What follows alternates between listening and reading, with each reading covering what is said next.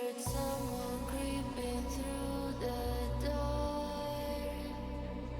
They found the key to my mind, hidden on the floor. I tried to scream, but my voice was gone. And they stole every part of me I used to own.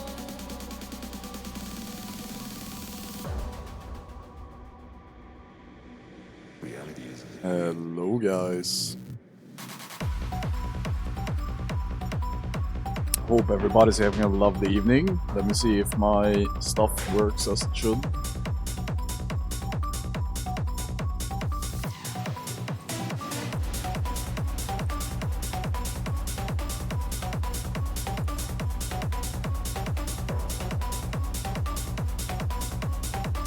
Okay, let me see. Lovely. Works great.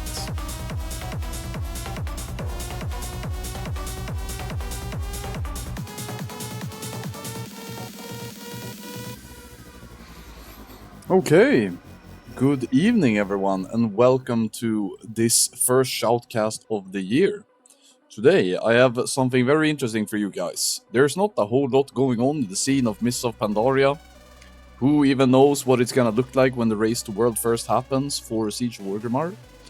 But what I do know is happening is that we got one hell of a competitive scene over in China right now. So we're gonna head on over there to check that out. While we wait for the guilds to get ready, let me walk you through what the current scene is looking like. So we go here and we go to the Titanforge webpage. Let me just pull it up since I have multiple screens up right now. Okay, so if you haven't been keeping up, don't completely fine, obviously. There is a titan.warcraftlogs.com page only designed for this Chinese one. And if you guys remember, I have a really hard time pronouncing these names, so I'm just gonna call them Guild 1, 2, 3 and stuff. But when they have a European sounding name, I'll be able to make that work. So, if we go to speed rankings, let's first look at our current heroes. The guys that we are going to be spectating today is called Fast. And you might recognize some of the names of the Europeans that are partaking in the race today. You got Scarpa from Progress, you got Snurk coming from Progress Anniversary in Nota, Good Cat from Anniversary Progress as well as Nota, Holy Palasve, Nota and Progress, Ronnie, I cannot quite place, Adam, Nota, Cope, Nota, Julius, most recently the raid lead and officer of Progress Mop. You got Lex, Nota and then Progress. You got Mini DK, I think he's Nota. Not sure where he's from. Parukia, I'm pretty sure that is our old main tank Wisp. Reyu, I think that is... Ooh, I'm not sure if this is gonna be... if this is Numen or Nota. I'm sorry, Reyu, if I butcher this. Serenity was Nota back in Wrath Classic. You got All, everybody's favorite parser. You got Kaloon, who was a trial in Progress. Dan from Nota, Devil, officer from Progress. Xander, officer from Progress. Pit, who I believe is one of the Chinese players, actually. Pummel, one of the Oceanic boys. Red, from Progress Anniversary, as well as Nota. And Thompson. Now, I'm just quickly gonna scout to see what the current roster is looking like over when I go and scout a little bit. So let's just see if we recognize some of these names. If we check out over here at Holy Palasve, then he is not in a raid group. Not in a raid group. Let's see. Is Dan in a raid group? Looks like everybody is scouting for a world boss right now. So, the plan for the boys tonight is to scout for world bosses. You can see them standing around here. And if somebody gets the tag, then they form a group. Esarun says, aren't they playing with like 400 ping? The ping really isn't as bad anymore. It's obviously worse than playing on the European servers, but I've heard numbers in between 100 and 200, and honestly, with spell Q and GCD, it's really not that bad. Okay, let's go back and look at the meta on Titanforge right now, because there is already a meta. Okay, so these are the guys we're gonna be cheering for today, right? They are rank 13! 13! It took them 41 minutes. So how good are the best guilds? You got people pushing low 40s, high 30s, low 30s when we're getting into top 4. And you have one guild going sub 30 minutes. Now, going in, what is this? 41 and 10 to 29 is just a completely different way to approach the game. So you look at the raid roster of Progress, and you see a somewhat balanced comp, a little bit of everything, a bit lock heavy. But what does the number 1 guys play? Now we are starting to cook. They're doing 1 tank only, triple healer. They're doing a couple of unholy DKs, but everybody else looks to be pretty much support characters providing certain raid buffs. But look at the meta, guys. What is this? You got 1 Demo Warlock, 1 Affliction Warlock, which is pretty much the meta in late stage Wrath as well. I think in late stage Wrath you even ditch the Affliction Warlock altogether and only play with a Demo Lock. Double Moonkin is super interesting, so let's look a bit at their log to see how they're doing.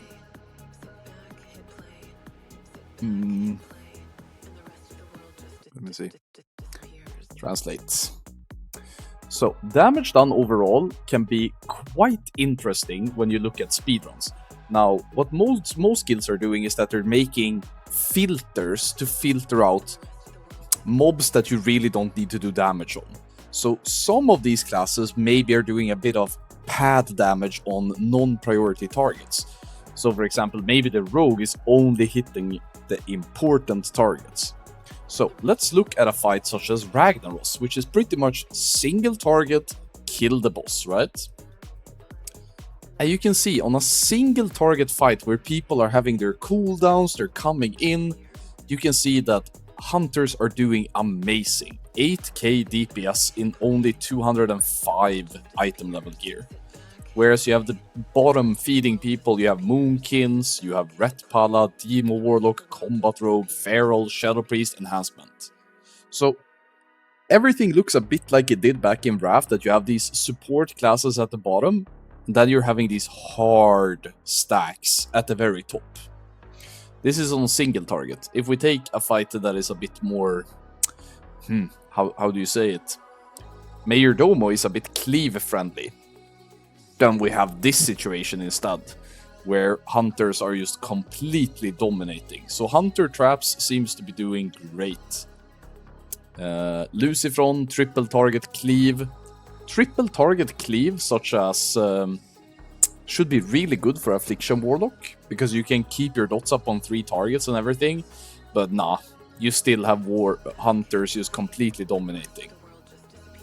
So it looks a bit like we are in a meta right now where survival hunters are...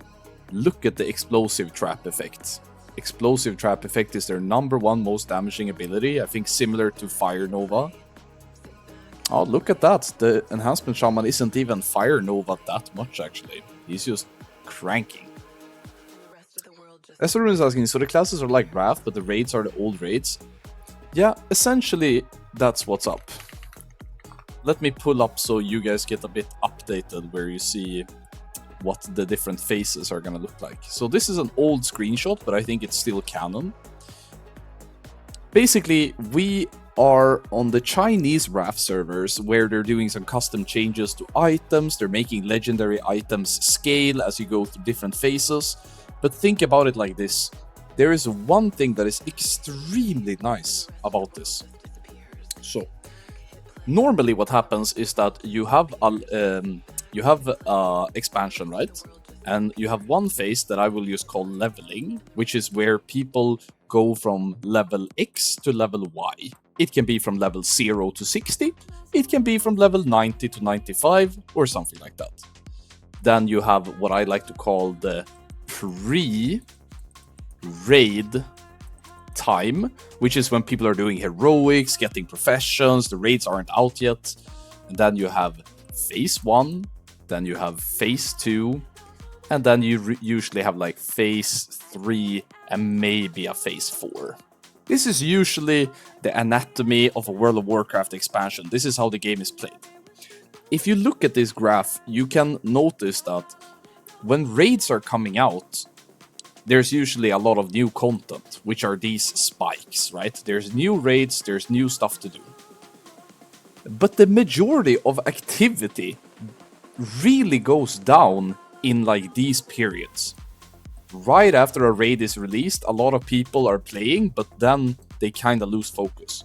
You guys want to know which periods in the time of World of Warcraft that is super active? This time.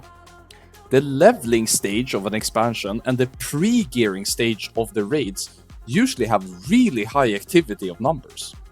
And if you look at the Chinese servers, there are reports that this part had upwards to 700,000 to 800,000 players.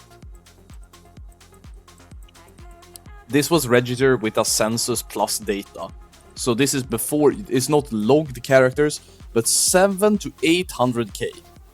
Where are we now? We are somewhere in this area now, right? Phase 1. Now, the thing that is so good about the Chinese RAF is that this is what the Chinese looks like.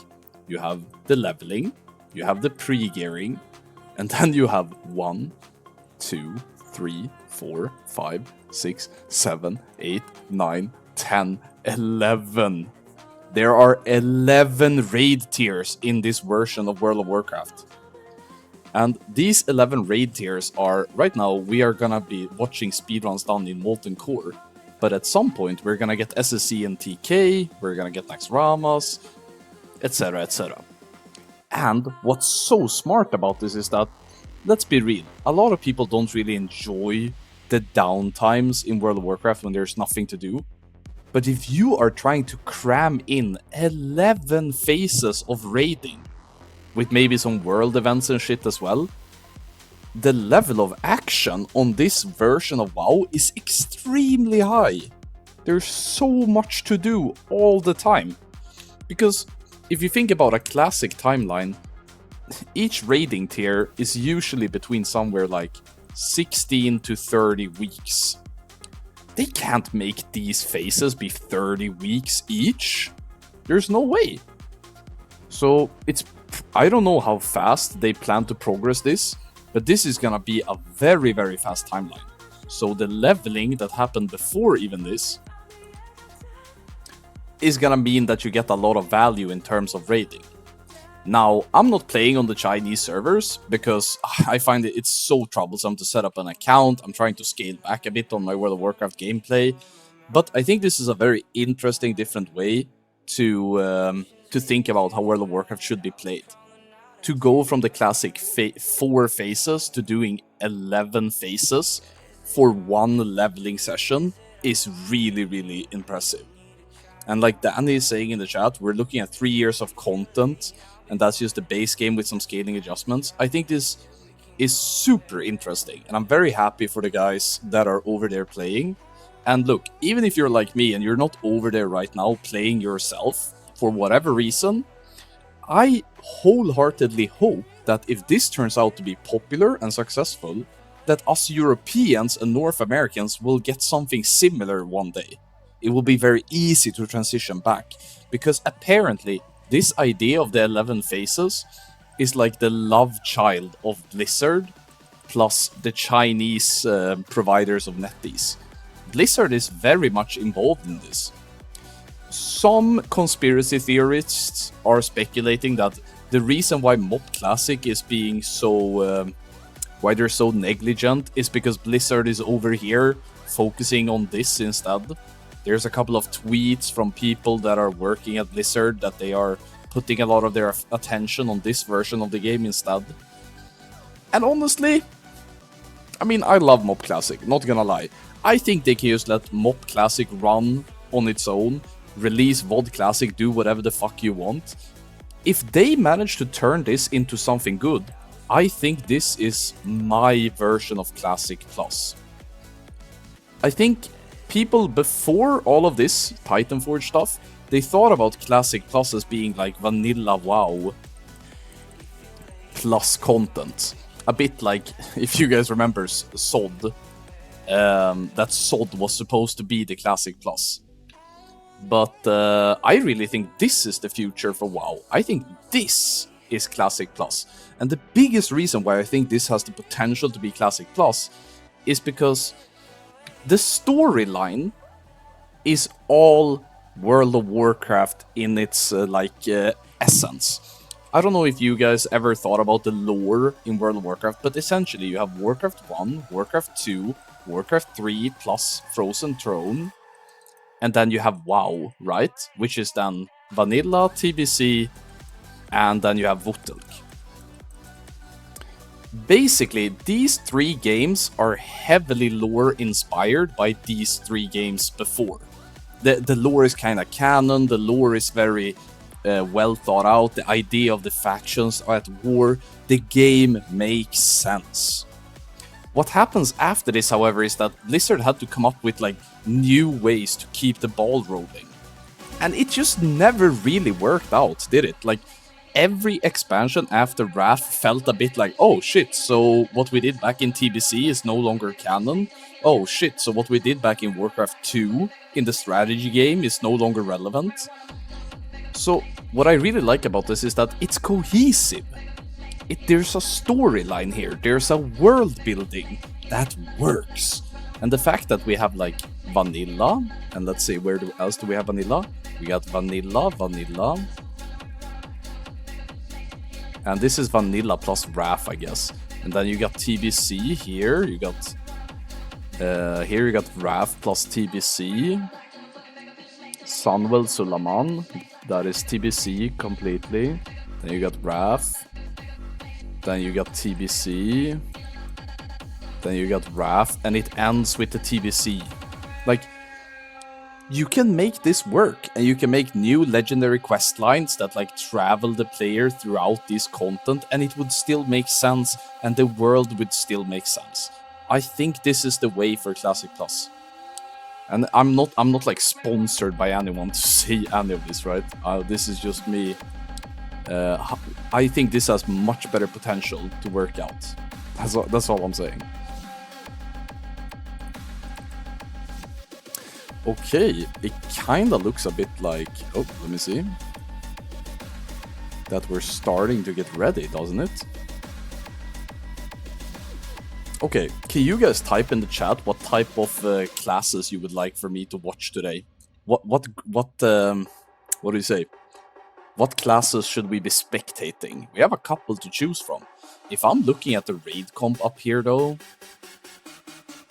I think it looks like a way more warrior heavy comp than the Chinese are running.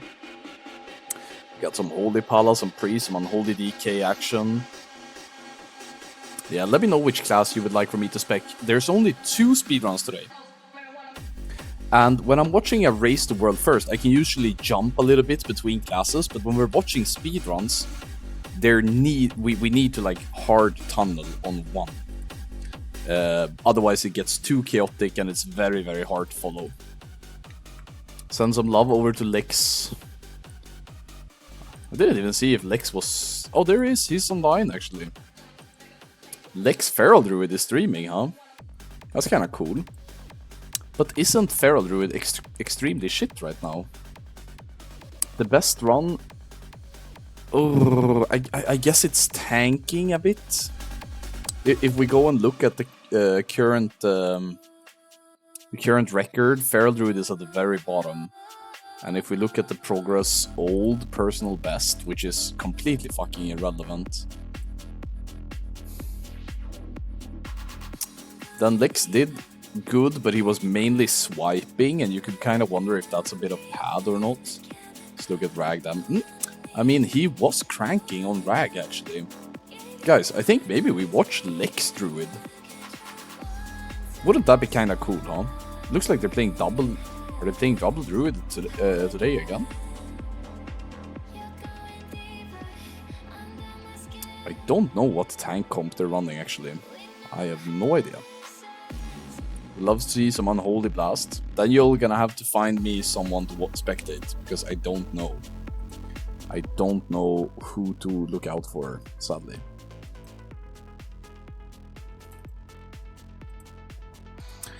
Okay, I don't know how far away we are from starting. I think it's a bit off still. By the way, guys, there is a giveaway that's ongoing right now. Let me see how many of you have managed to sign up for it. Hiding. Only 6 of you have managed to sign up for the giveaway. You guys don't like free shit, huh? You guys don't like? Nah, it's okay. I respect it. I respect it. No, but in honor of me renewing my sponsorship with Corsair, I'm doing a giveaway today. So if you guys want to partake in the giveaway at the end of the stream, I will be declaring one lucky winner, drawing it from the pile. So type !Saber V2 in order to enter. If Danny is here, could you add that as a command maybe to the chat so that people don't miss out? It'd be kind of sad if people are like, oh, this was a great Shoutcast Anfall. And then at the end they're like, wait, what? There's a giveaway for Anfall's mouse? That's insane. Or? Let me see if it's working now, if your entries are coming in, or if it's boom. Oh, it's coming in. It's coming in. Perfect.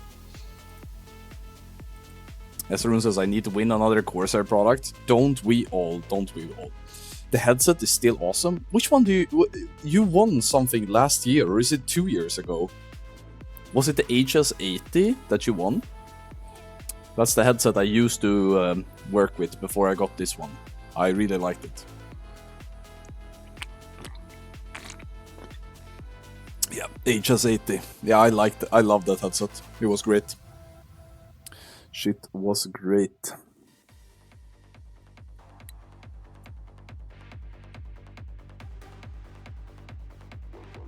Whoop.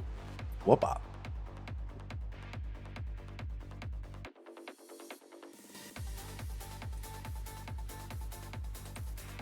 I'm so ready for Anfall shoutcasting again. Oh well. I am rusty. I am rusty. Not gonna lie. Let me see. Can we get the production going?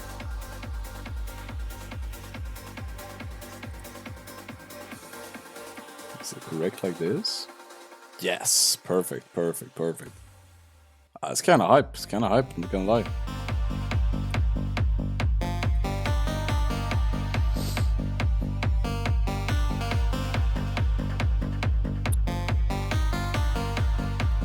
I'm looking a little bit at the raid comp that they're planning to run, and honestly, I'm not sure how much of a sense it makes. It's a completely different meta read from the other guys.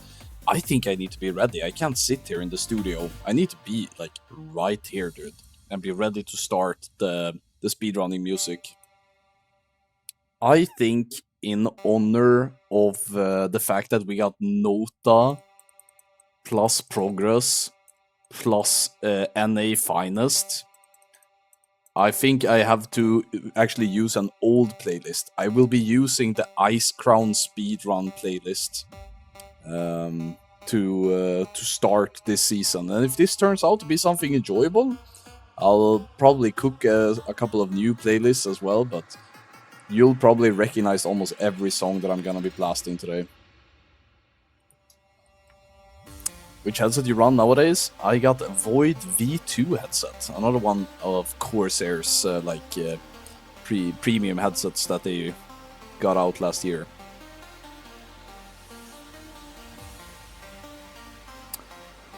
I mean, I'm looking at this comp, and to me, I don't know what the benefit is to running 4 Death Knights currently versus just running 1 and then spamming whatever is the best DPS class. Can Unholy DKs use the legendary Sulfuras? If they can, maybe they have they're very good in this phase actually. Because I'm looking at this comp and it's like 2 hunters, a 3rd hunter, 3 hunters feels very, very weak when I'm looking at what the Chinese are doing. But we have to remember, like, this guild at best has gotten a 41-10, and the record is like 29 something.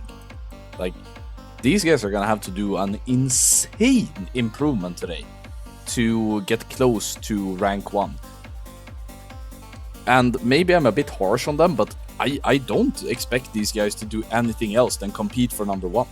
If they are not in the conversation for rank 1, this is a complete fucking failure, and they are content. Like, are you guys playing to win, or are you playing to have content for your stream?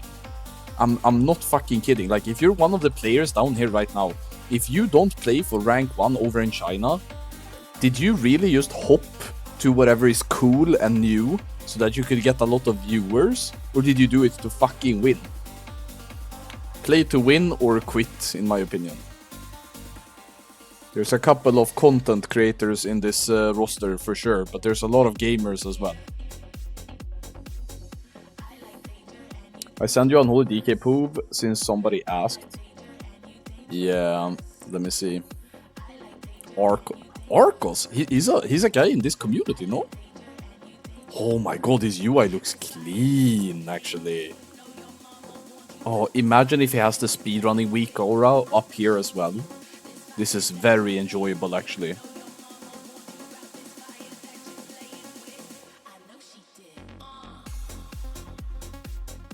If he has the speedrunning week aura, this is probably... We're gonna watch this guy's POV at least once. But I think we start with Lex as promised. Or wait, Lex has a legendary druid in the second run, I think. Maybe we watch the DK in this run and then watch... that's probably based. We watch this guy in the first run.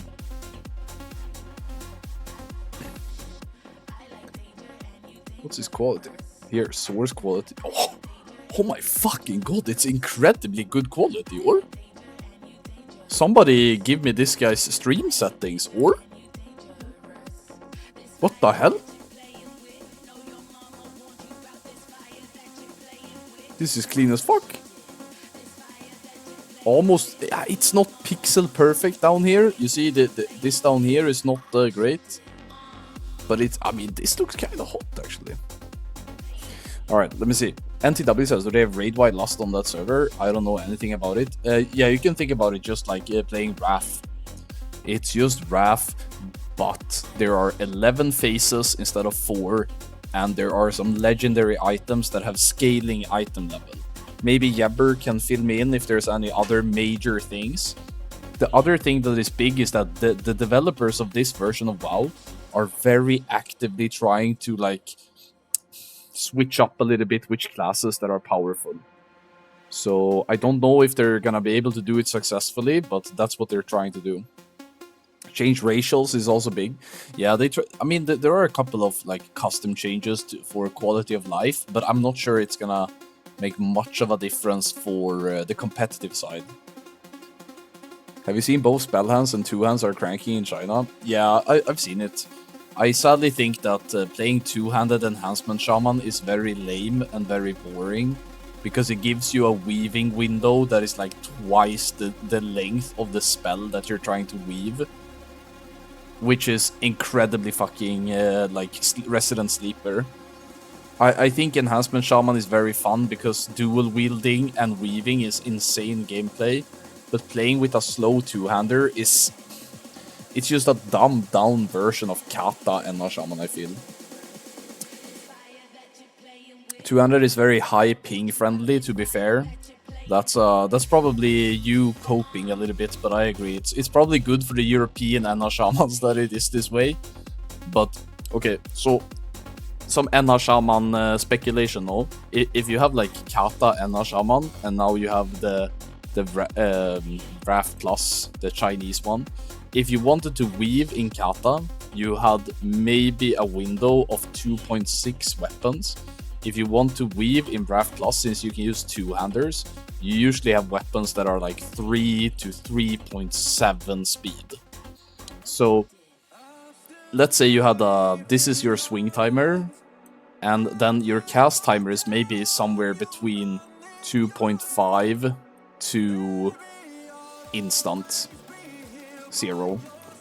And it's the same here. Cast time here is something like 2.5, but it can also be instant. That means that depending on how many stacks of Maelstrom you had in Kata, you had to start the weave super early. Like, if you went past this point, it's like, but in Wrath, the Chinese Wrath, maybe you can start weaving all the way up here. Like, as long as you start weaving in this area, you are doing great.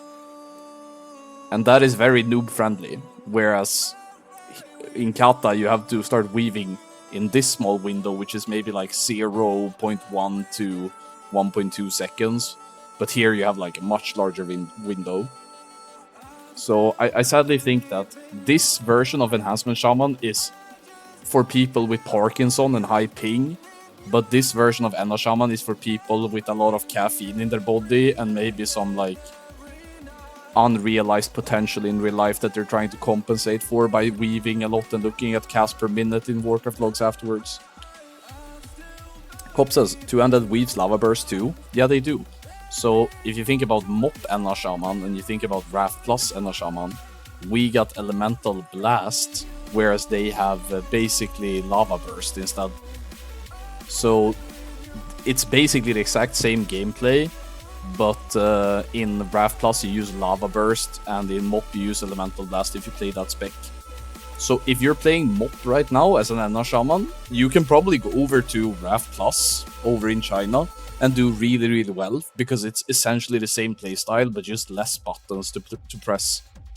So if you take a player like Jeb, for example, he's basically going from playing one of the hardest versions of Enna Shaman to be playing a very easy version of Enna Shaman. I think the only thing that might be kind of cooked for, if you think about Wrath Plus Enna Shaman, let's say you have a 3.7 swing timer and you have a cast that is like 1.2 seconds. So maybe all the way up here, you're in the clear. So what if you wanted to do a Fire Nova at the start of the weave? So you have like 1.0 GCD Fire Nova instant. So this is actually the window that you're weaving. This window here, which is still part of the swing timer, is actually another global. I think that is kind of cool. Because then you need to think about caster globals that is 1.0. Because any physical global is actually 1.5, so that would push the window further. But now we're getting a bit into like some crazy details about Enna gameplay. My daughter always vibes out when she hears me yap about Enna Shamans. Okay, this guy's gear is kinda shit, no? Is this really speedrun friendly? This guy looks speedrunning ready, no? He has like 10 more item level, or? This guy has 198 item level. That's fucked, or? They can't win like this. Have I been bamboozled? Is this cringe? Those are actually 219 item level. So World Boss's item level is kinda cooked, right? Puss and Coke is Azuregos. Puss and Cape. But I feel like this is... let me quickly just look at... what was the item level in the Chinese? What was their average item level in the Chinese rounds? Average item level 208. Average item level 208. I haven't seen anyone in this raid with higher than 208. Is it over before it even started?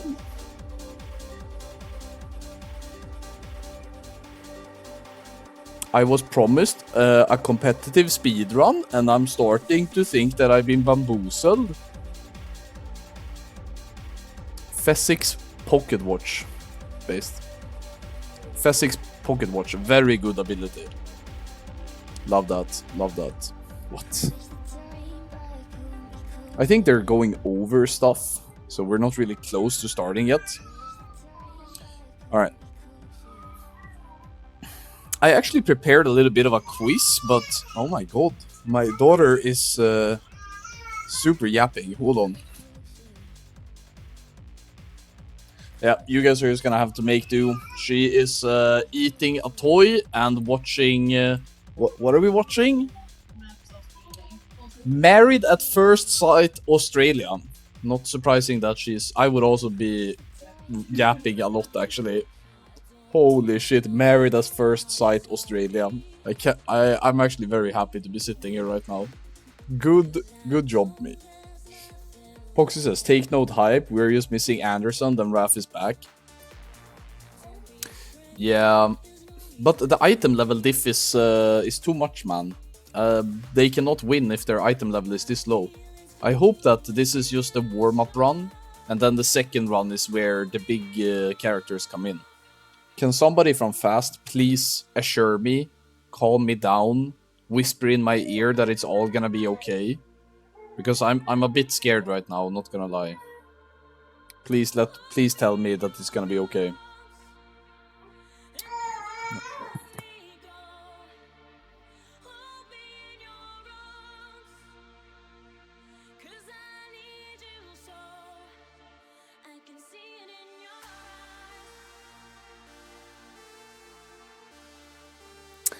Do we believe we get this kind of RAF Plus to EU as well?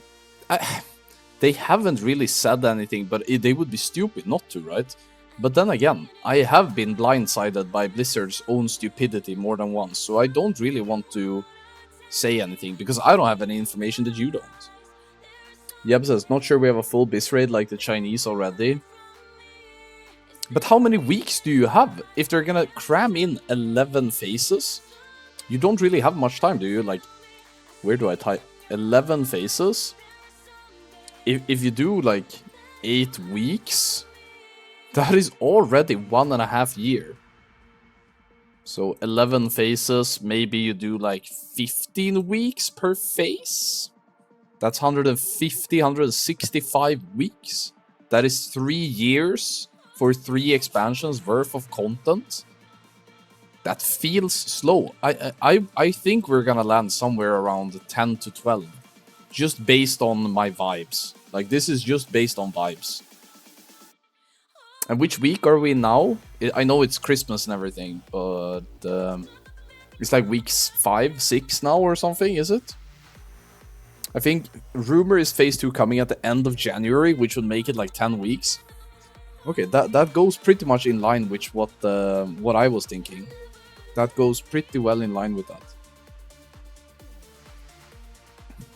Guys, don't forget there's an ongoing giveaway. I really would love for you guys to enter, show some love. The best way for me to keep showing Corsair that I still, the people still have interest in their products is by you guys showing interest in the giveaway. So type !Saber V2 if you haven't already. I see there's a bunch of viewers that haven't entered. With the small note that if you are from any country that is deemed unsafe for UPS to deliver to, then maybe we cannot really guarantee the delivery, and then sadly we're gonna have to rerun the entire thing. There was one country that was on the sanctions list where the guy won, and sadly we weren't able to deliver because the delivery company was like, nah. How about we don't go to that border specifically to deliver a fucking headset? And we were like, come on, man, he won the giveaway. He deserves a headset. And they're like, I'm not gonna send my workers there. And we had to, sadly, couldn't fulfill the promise. But I think every other giveaway I've ever held has been a success in the fact that people have received their products.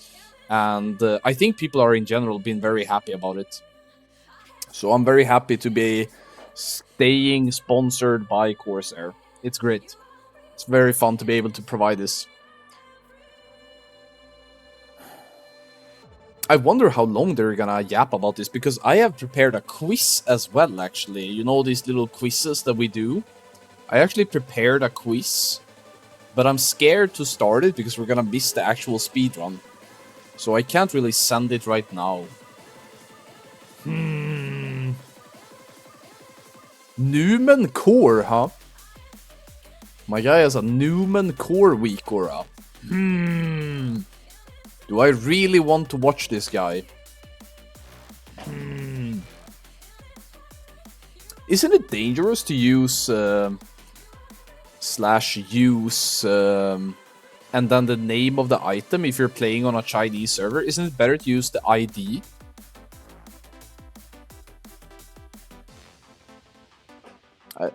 Like the spell ID or the item ID, because if you use the name, maybe the client can be like "Bop," and just kill you, right? Let's say you have rocket boots equip weak aura and you use the name instead of using the item ID, and it's just like, yikes, dude. Man, watching this shit makes me actually, not gonna lie, this makes my fingers itch a little bit. But I have to remember, I'm staying true to the cause. I am staying on Classic. It's fine as long as the client stays that language. That doesn't sound risky at all. If you DC and log back in Chinese, they won't work. I would 100% use IDs instead of names. 100%.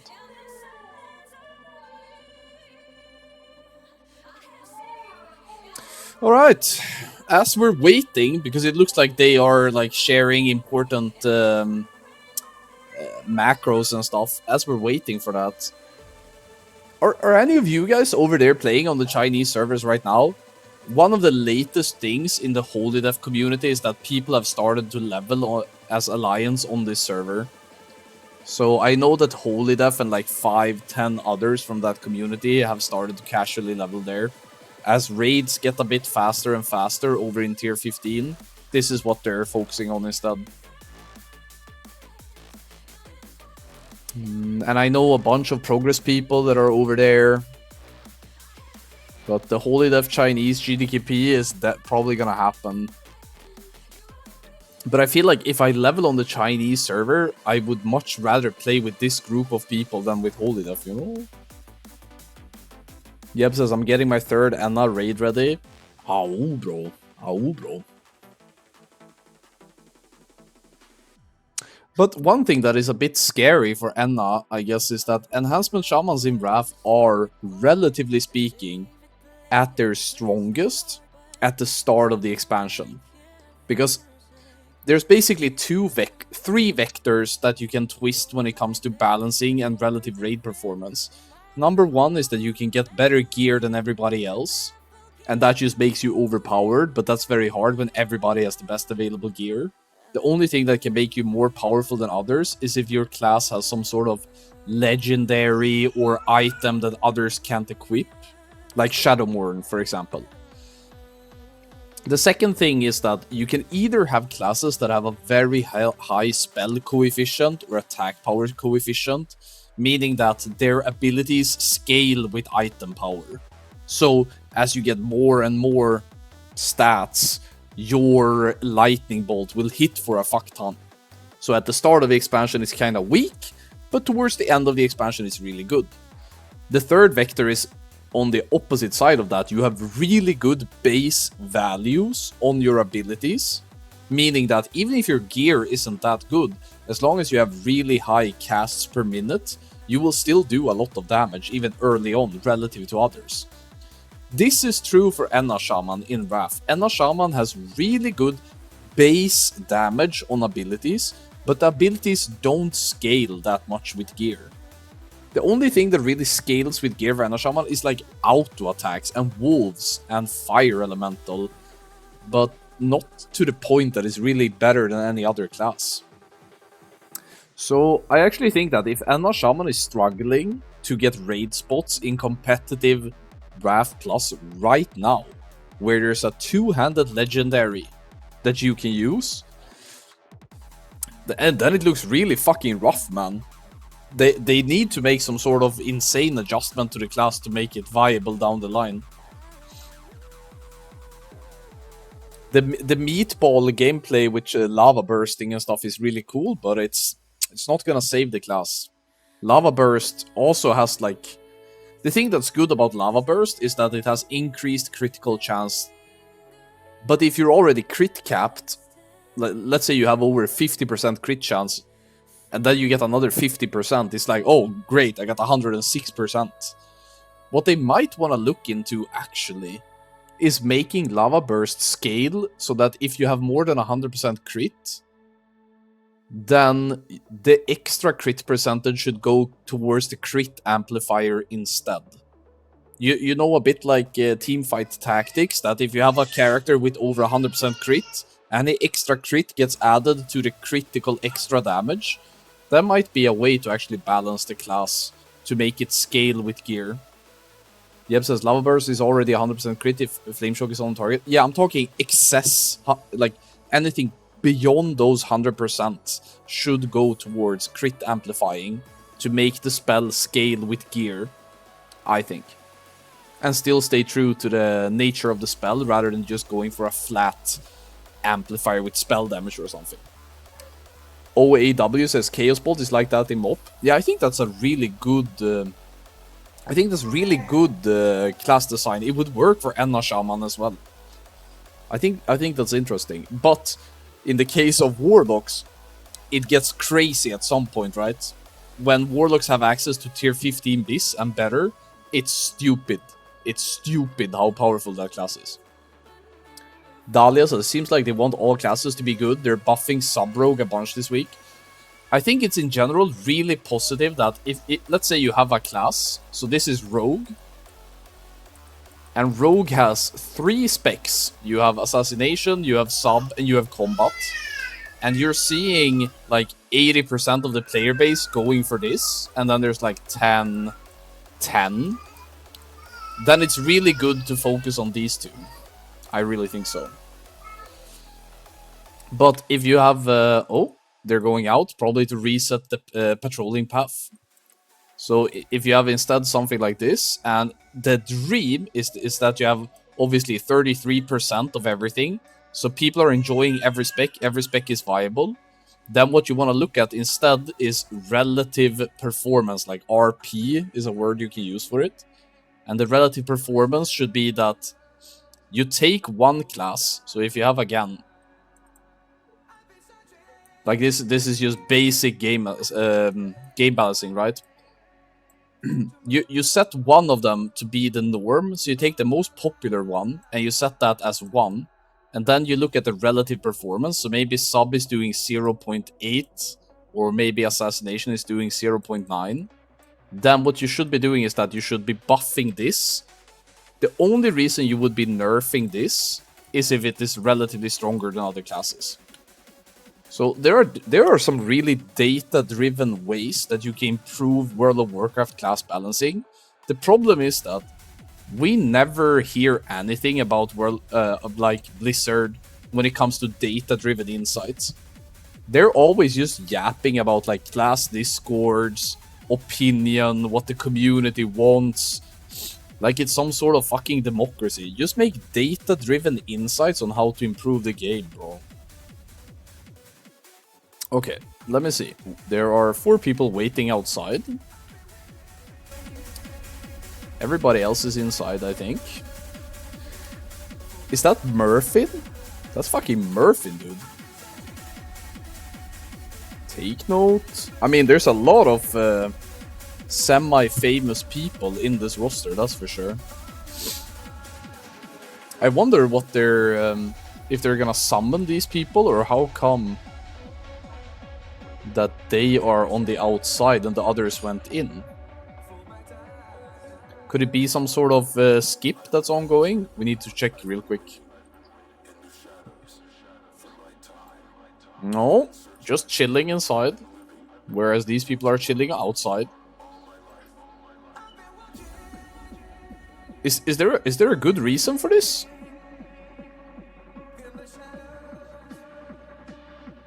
Maybe my man is just AFK. Isn't it dangerous to be AFK outside?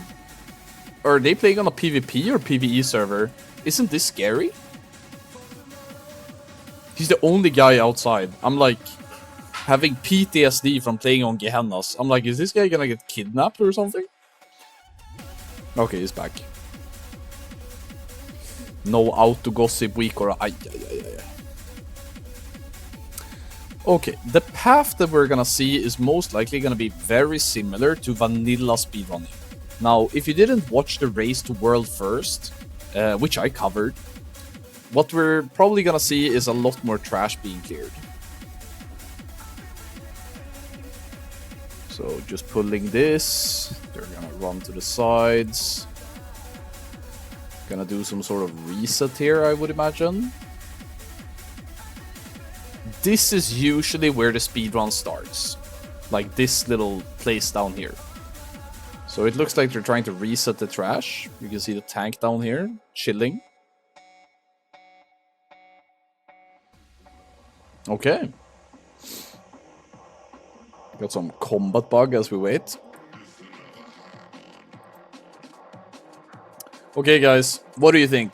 Putting the prediction right now. Will our boys do a PB? First run. Yes, easy. Nah, Brick, GG, Europe, plus NA, you suck. I can't, it's too long.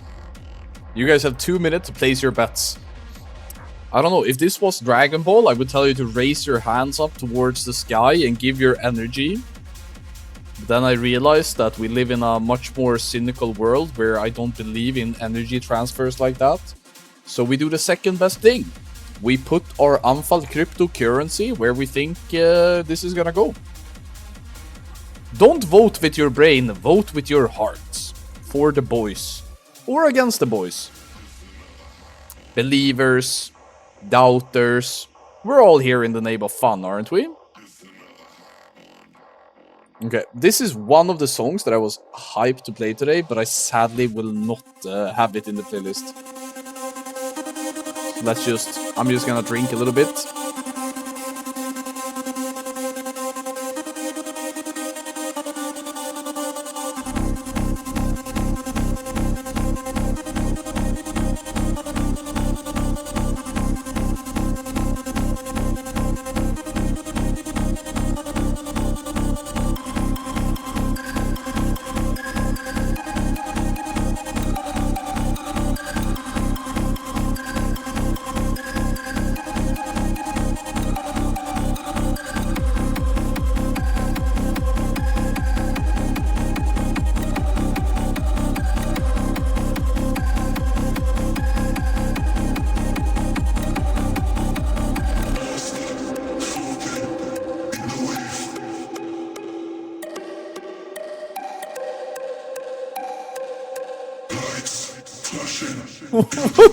What is that following gif? Why does my man have the most fucking intrusive follow emote in the... My guy has the cleanest UI on the Western Hemisphere. And then he has a fucking elephant appearing covering 1/3 of the screen if somebody presses follow. Oh my lord. My lord, dude. I'm getting inside information that I should spectate a guy named Twick. I think I'm gonna trust that.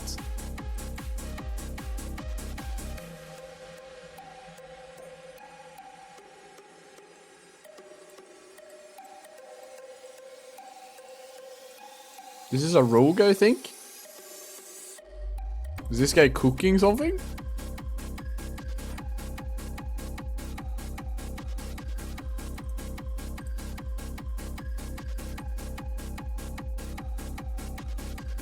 This guy is definitely cooking something.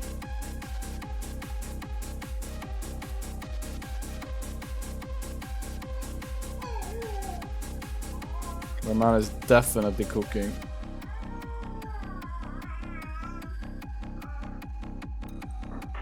Okay. People concerned. Wait, break? 1 more minute break. Okay.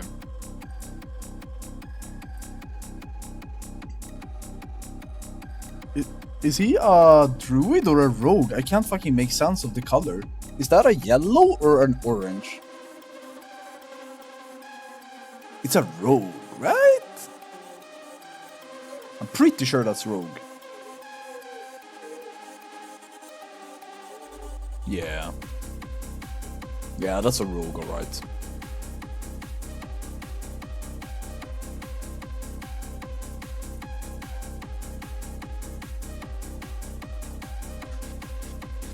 So we can see up here that is somewhere on the map. I think... Okay.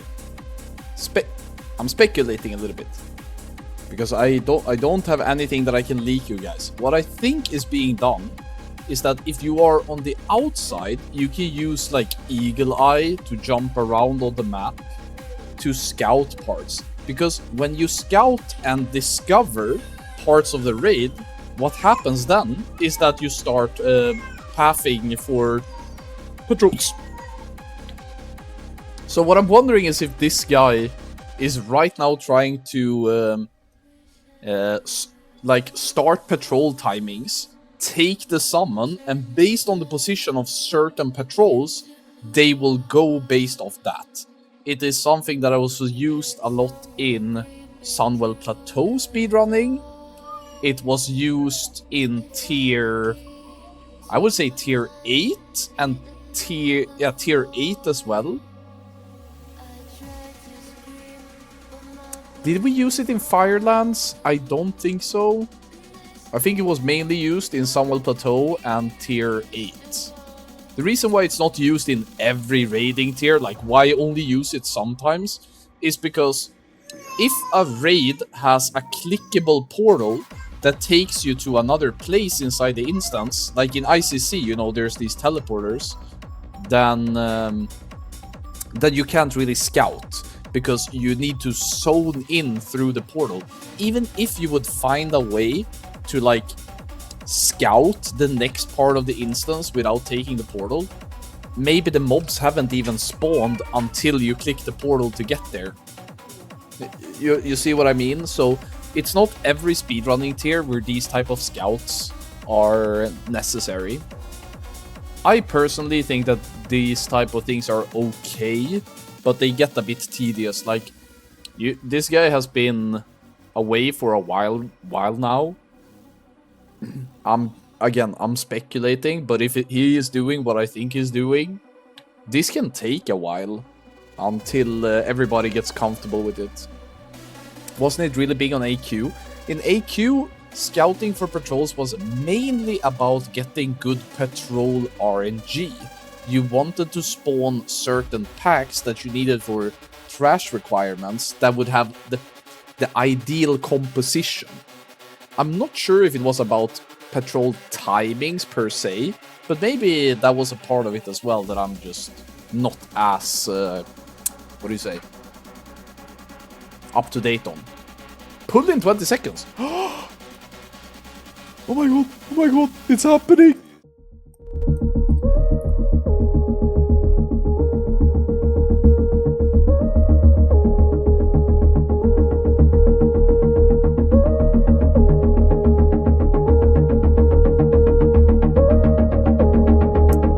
Okay, slow fall rocket boots with the slow boots.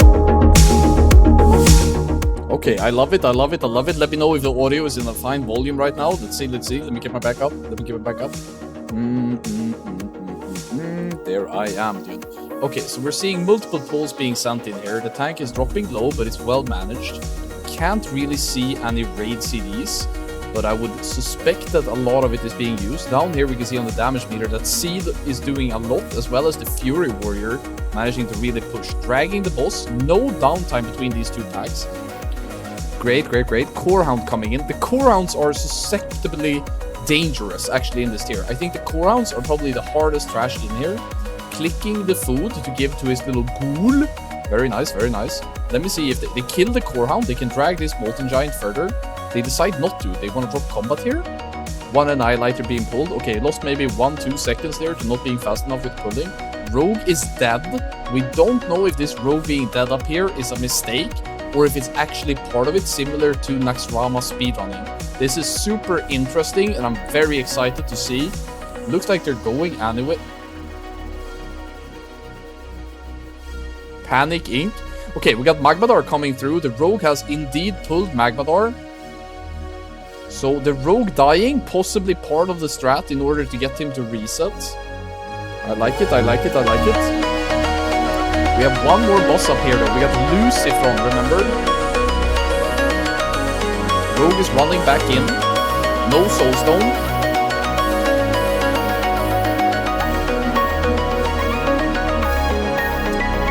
You can see down here that Arcos is doing really good on the opener here. It's close to 8k DPS peaks. Anna Shaman also doing really good with Fire Elemental coming in clutch. Oh, look at the fear. Are they gonna pull? Yes! The wolves pulled. They pulled a lot. This is not good. This is not good. Okay, lock the fuck in, boys. You accidentally had a fear that caused a lot of mobs to come in. They were killed instantly. What the fuck? He gets knocked into the fire. He's completely out of it. Oh my god, is he gonna survive even? He positioned horribly when the Annihilator came. That's one is not supposed to come there. And he's down in the water. I'm under the water. He's still alive. All of his damage is gone though. He's dropping on the damage meter. Oh, this is so painful to watch. Okay, he's back up. Could have been worse, could have been worse. Not great positioning though. Another fear coming in, breaks that, obviously. Rogue is still running in, or has he rage quit? We simply don't know yet. We simply can't have.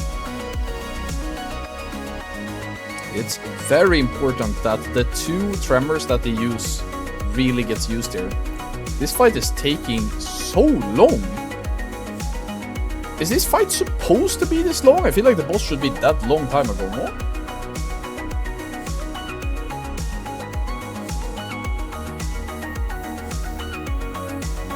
So, this rogue is still here chilling. Lucifron is, as far as I know, not pulled. This might already be a dead boss, a dead run. Good catch by Jacob saying that the rogue can't enter because of boss combat, so this needs to be killed before the rogue can enter. I'm curious to see what the meter is gonna look like. I'm really curious because this feels like a long ass time.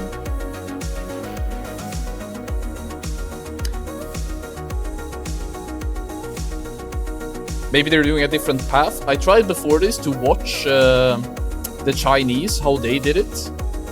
But the Chinese run was nowhere to be found. Okay, Shaman dead. A lot of people almost dying here, but not quite. Rogue has entered the dungeon. We'll see if he decides to go on a little quest of his own or if he's doing something else. Let's quickly... I'm actually gonna do this real quick. One moment, guys. Yeah, he is swimming towards the raid group, that's for sure. Let me see if I can do this.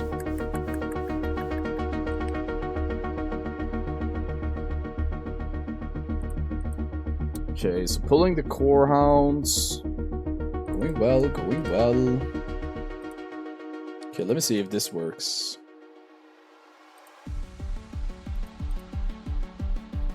Nice, that was pretty easy setup by me actually. This is the type of production you guys deserve actually. Sorry for being rusty. Rogue's coming to enter the fray again.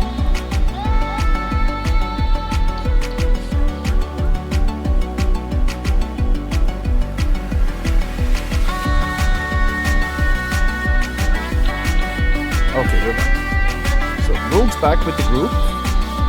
Lucifron has been killed, has been pulled. Can't really see trash requirements anywhere, so don't know much about that.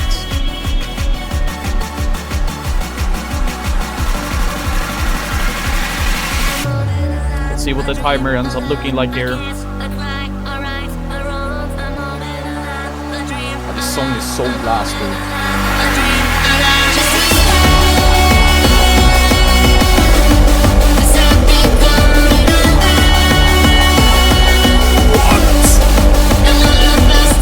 They increased the gap to minus 48.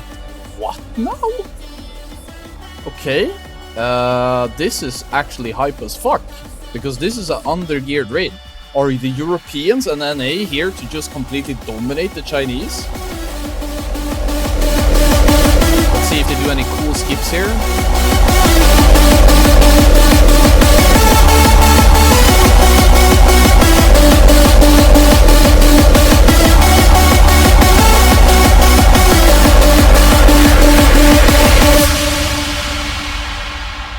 Good cancel, good cancel. It's a good cancel of the parachute. This trash pack is somewhat easy to deal with. Everybody's dropping, but it's fine. One warrior dead. I think he may have pulled aggro or something. That's important. That's painful. Combo dress coming in. Maybe this is a strength of playing triple druid.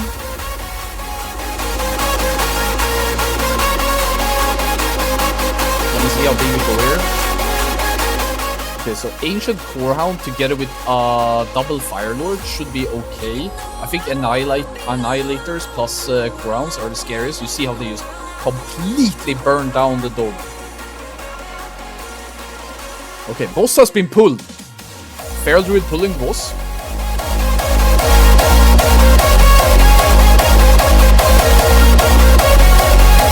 Like I'm seeing here.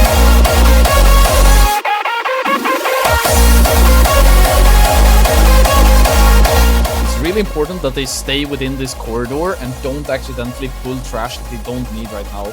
The stuns and the thunderstorms by the mobs could be enough to kill them. You can see that each tick of the fire rain is like 30 to 50% of people's health, depending on the class. And they're running low on healers, so it's already being a bit pushy.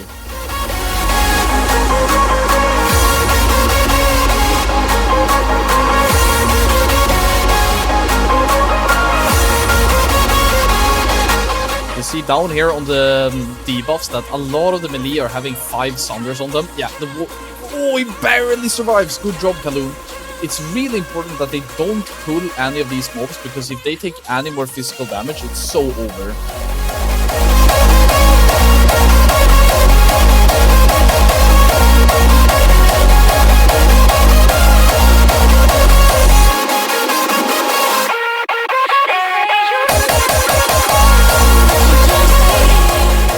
Okay, so to calm it down a little bit, the timers so far are looking great. But this is the third boss, and this is where item level might start coming in. Let's see what it looks like now. You see, they are dropping 10 to 15 seconds per boss kill right now compared to the current world record. I think that just comes down to pure DPS. I think the reason why we're seeing such impressive Gehennas and Lucifron and Magmadar is because of tech that the others didn't do. But now when it's just becoming a DPS type shit, you can see them losing out so much. So much. Good pull of the Lava Annihilator. Let's see if they can keep low downtime here. Oh, one lava spawn.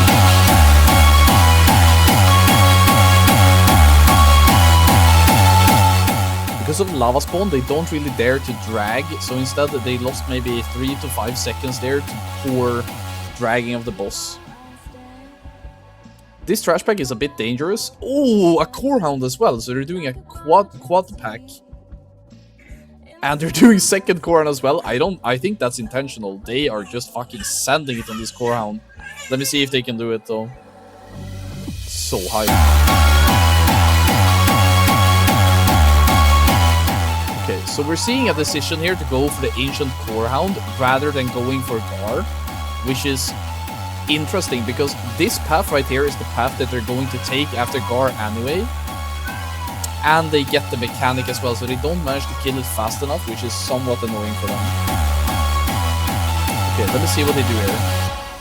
So this is really where you can see the difference between parse mentality and speedrun mentality. In parse mentality, you would see all of these ads take a bunch of damage, right?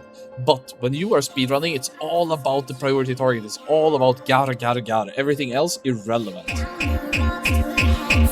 Let's see here what they do.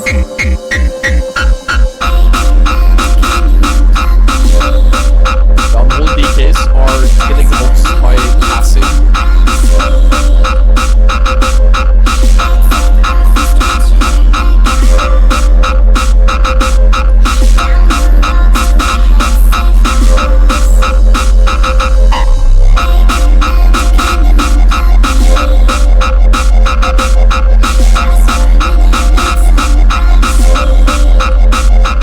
Okay, so what's unfortunate right now is that it looks like all of the ads are dropping before the boss. So what they're gonna have to do is that they're gonna pull out the boss and pull everything else to the side to avoid unfortunate knocks. What I would love to see here is if they're gonna use the knockback to somehow gain distance toward where they wanna go.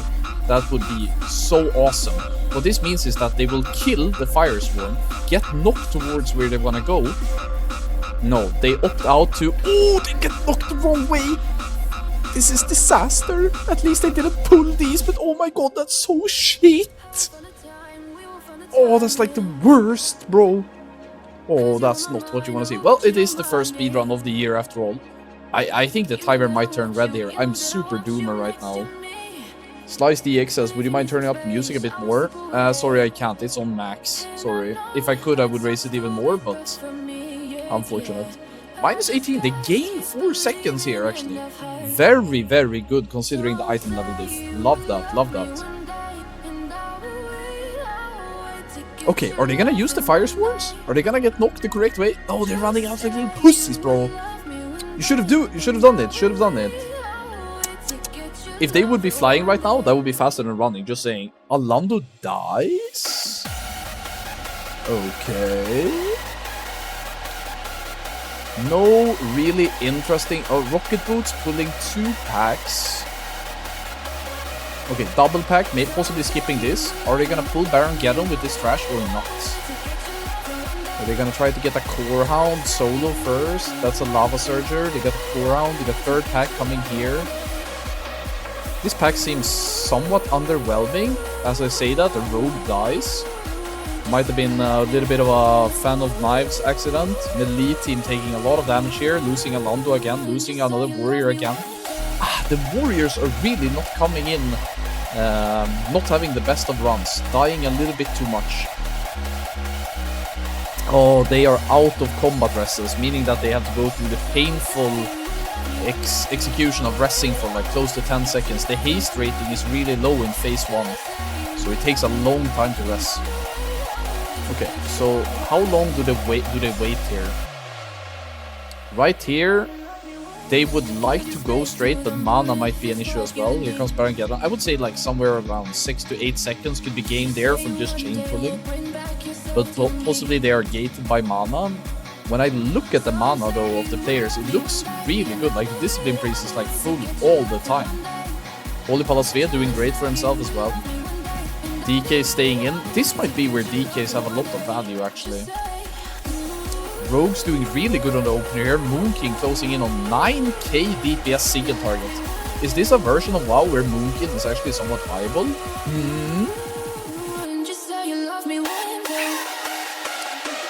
Coaching 50%. What do you think, guys? Is the timer gonna stay green or are we gonna go to red now? That's what I'm wondering. Have they managed to keep up the pace? They gained time from Gehenna's to Bar, which was surprising to me, but the Hunter stack should kill this way faster than this melee stack. I feel like a Hunter stack would be able to have higher DPS output, but the DK is still topping. It's really, really not decided yet, is it? The Demo Warlock having an execute of his life right now. Murphin, take note. The boys. Kaloon dead. He's been really close. He's been edging it all night. Smile. And now he died. Alright. Warlock's Hunter. But Arcos is doing really good. He's the guy we're spectating right now. He had a really good pull. Looks really, really impressive what Arcos did there, considering his gear is really unimpressive. Plus 38 on Baron Geddon. What the fuck happened? What did the Chinese do, bro? How did we lose 50 seconds here?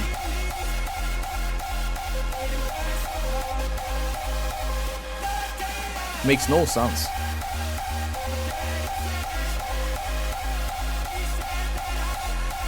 I feel like the only way to gain that much time on Baron Geddon is... you guys know what's possible? It's possible that the Chinese didn't do as many of the packs before pulling. it's hard to actually look at this timer and know because we haven't seen the Chinese run. It's possible that the Chinese didn't do a bunch of trash packs before pulling the boss, so that's why that could be why. I guess once Shasra dies, we would have a better indicator. Nick says, China had a really good Gar to Baron, took Gar into the tunnel and insta Baron, lots of trash, was Giga Pulse. Oh, okay. They did something really crazy then. Okay, if they did manage to do the trash together with Baron Geddon, woo-wee! Yeah, please send me the VOD on Discord so I can watch it before next week's podcast if this becomes a returning thing. Let me know right now in the chat if you want me to keep doing these sort of coverages for this version of WoW. I know that a lot of us aren't playing this one, but it's kind of nice to put lights on the scene. Holy, they are behind. Okay, rank 1 is gone, but we are now closing in on possibly a top 3. Okay, rank 1 is gone, guys. F in the chat for any dreams of Europe and NA destroying the Chinese. It looks like this is not gonna happen. Since we are probably in a little bit of a F stage right now, don't forget that there's an ongoing giveaway right now. I saw Farsan coming in, hoping that he would get a mouse that would help him become a better enhancement shaman. He's one of the Newman heroes that I'm probably going to be spectating if he's streaming during Siege of Orgrimmar. So I'm hoping that you're going to start streaming soon, Farsan. I wish that. Nick is saying that there might be some more tech coming that could make this timer look a bit better. I'm excited for that. Up here in the top right corner, you can see the Rogue POV. The reason why you can see that is because the Rogue is doing some tech at the start of the pull in order to get Magmadar and Lucifron. And you can see that really put them ahead at the start. And it was nowhere near clean. Progress had a really, really disgusting Magmadar, actually. Right now, they are losing maybe 1 to 2 seconds between every trash pack because they're slowing down just to put themselves. Ancient Corehound needs to die before he does the Disorient. The Disorient is a huge loss of time, obviously. Bit of indecisiveness there, but they're still chain pulling. I'm looking a little bit at the mana, and this priest is completely dry. This priest, which I think is Shadow, is also close to dry. The Holy Pala Sve is dry. Perhaps the triple druid has the potential. Wait, hold up.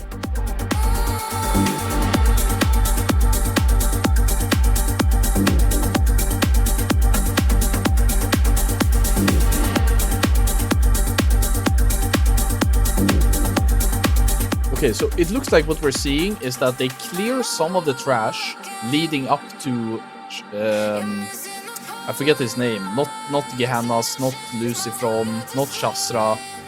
I can't forget his name. And then they jump down here instead, probably to give a good kiting path to pull. So let's see. Sulfuron, that's right. That's a Fire Lord pulling in trash.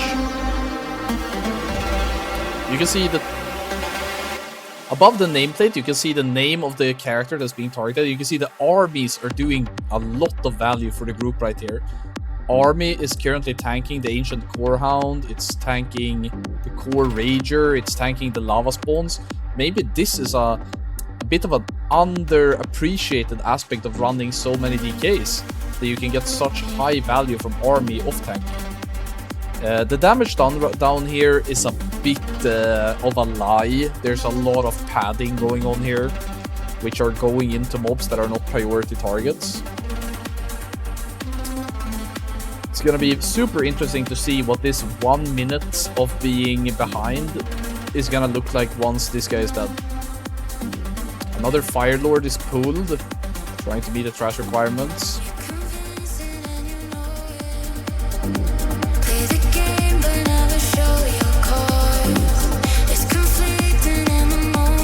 Lava Spawn is killed. Healer mana looks incredibly good, by the way.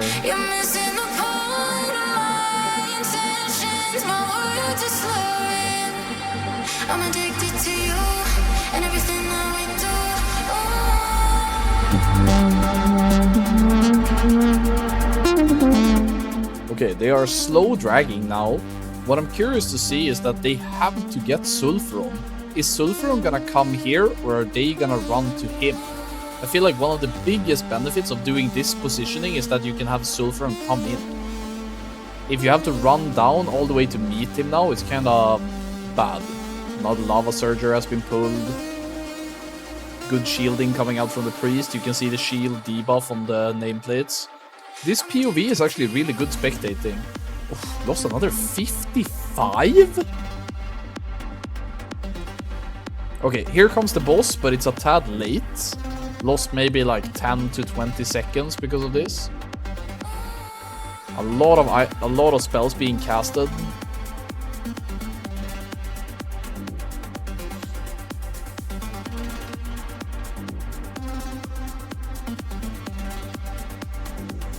Okay, another Ancient Corehound while doing it.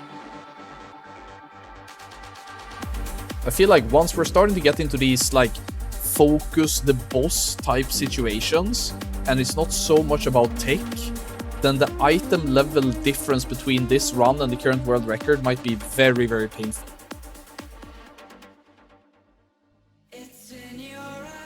Oh, Blaster song.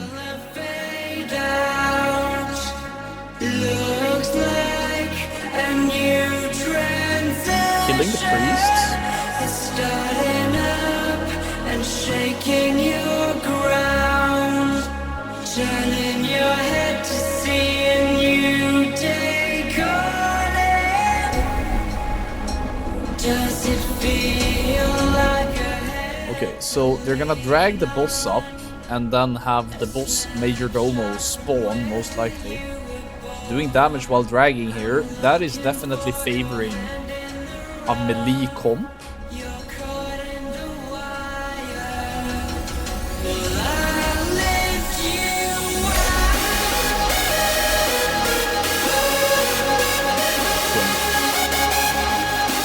The real timer to watch for here is that you have a 29:49, which is the current world record. The exact boss splits that you see here is a bit hard to make too much of, because the different paths make the splits look weird. So now they gain another 6 seconds, but when Major Domo dies, that is like a very indicative split, because you can't do it in any other order. So then when the next boss dies, that is a true number.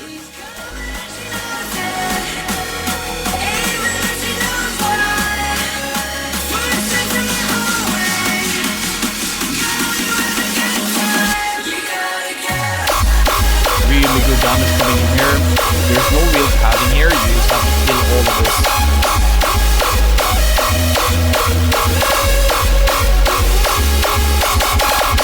Emo Warlock.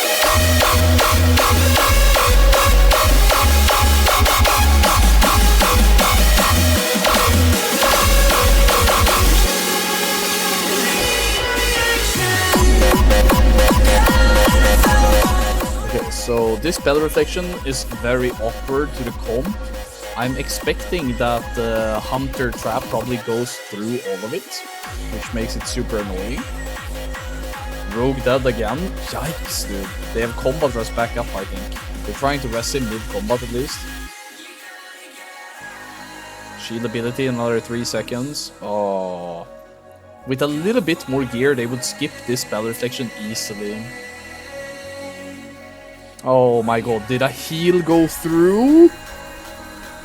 Oh, they have to be upset with themselves. They had only 2 ads remaining, and it looked like one of them managed to get a heal off. Having this many people alive and not managing to kick that is terrible. I mean, despite the terrible pull, let's see here. Oh my god, he's so slowed. He's so slowed. Oh no, he fucked up so bad. No, you will not make that now. Oh my god, Arcos.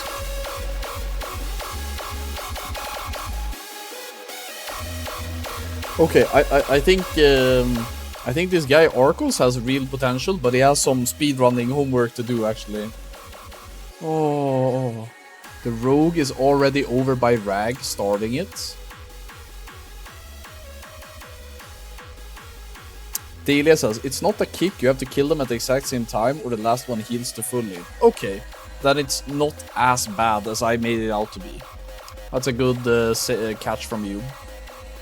I wonder if this guy is gonna make it or not. He waited a little. Did you see that? The rogue waited a little bit with the gossip. Arcos is the only guy. He has 1 minute. He should have so much time, or?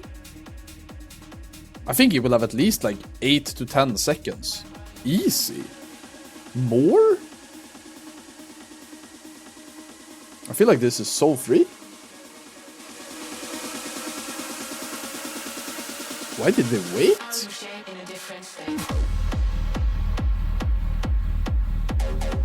How many surgers they got? 2?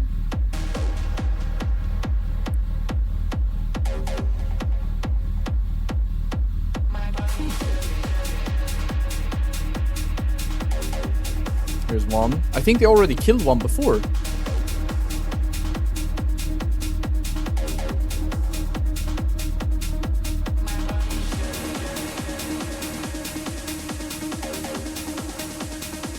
Okay, well, I mean, the timer, the rogue could have started ASAP, honestly. They can gain like 10 plus seconds here because the rogue waited a fair bit. He could also have left slightly earlier, I think. So that was a bit awkward. Okay, it's probably not going to be a world record, but it can easily be a top 3 at the very minimum, which is really good considering their item level. Alright.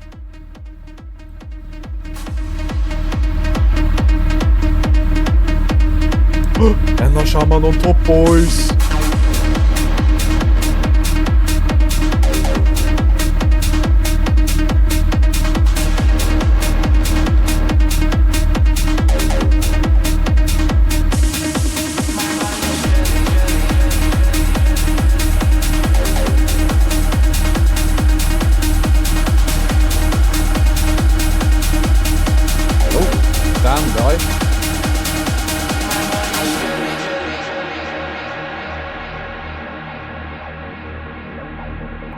Warriors doing really good work here, actually, putting in a lot of damage on this boss.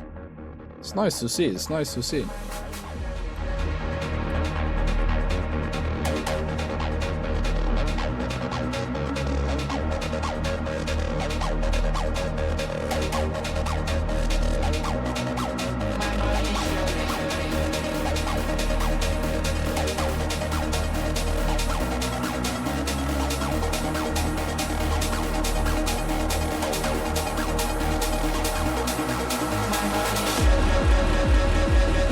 Not a whole lot to talk about here. It looks like they're gonna ride this one out. I'm very curious to see how fast the youth were to start their run relative to this. We're gonna have to wait and see. I think during when this run is done, we're gonna do a little quiz. So get your smartphones out or get your browsers ready because we're gonna send a little menti that I made for you guys to have some break time entertainment. You think this production has lowered its quality? It's quite opposite, actually. We're leveling up this year. Are they gonna kill it before stage 2? Or are we gonna see? No, it's dying. It died on the race to world first. It has to die. 45 seconds. It should be good, no? Shaman back on top. Very nice to see. Cope putting in that single target rotation to good use. There he is, swinging his two-hander.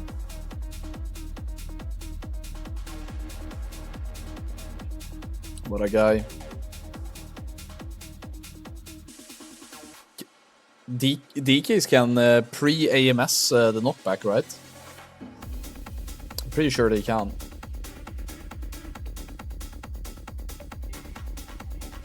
Alright, 4 seconds, 3 seconds.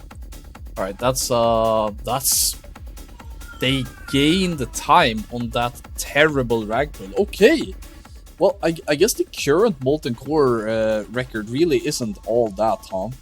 Okay, that's a really good first run. They're sending one more run in a little while after this. Okay, guys, let's do a quiz now, shall we? Okay, starting presentation.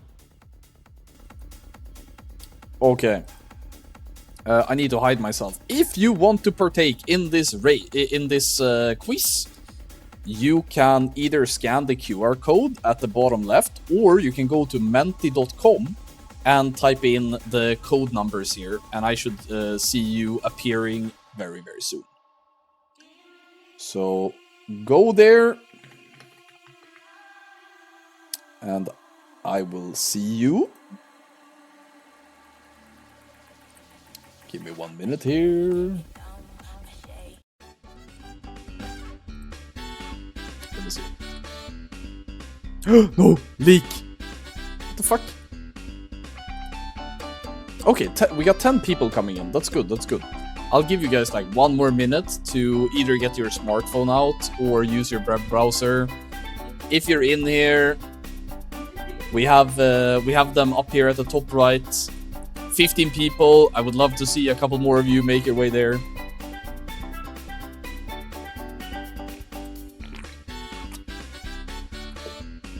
Come on, can we get 20 people in here for the quiz? 20 people, huh? Is it too much to ask? I usually have between 20 and 40 people when I'm lecturing at the university, so I'm expecting you guys to be at least as good in attendance as my bored university students. You should be excited. 17 people. I need 3 more to sign up or I'm canceling this. I'm walking out. I'm walking out.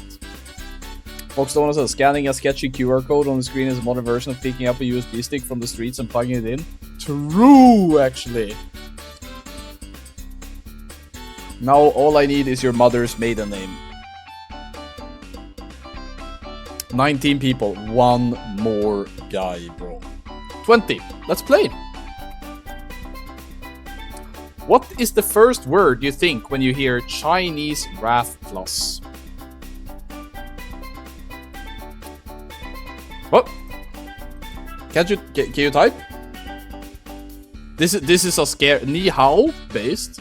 Bots. Season of Discovery, Titanforge, Meatballs. Okay.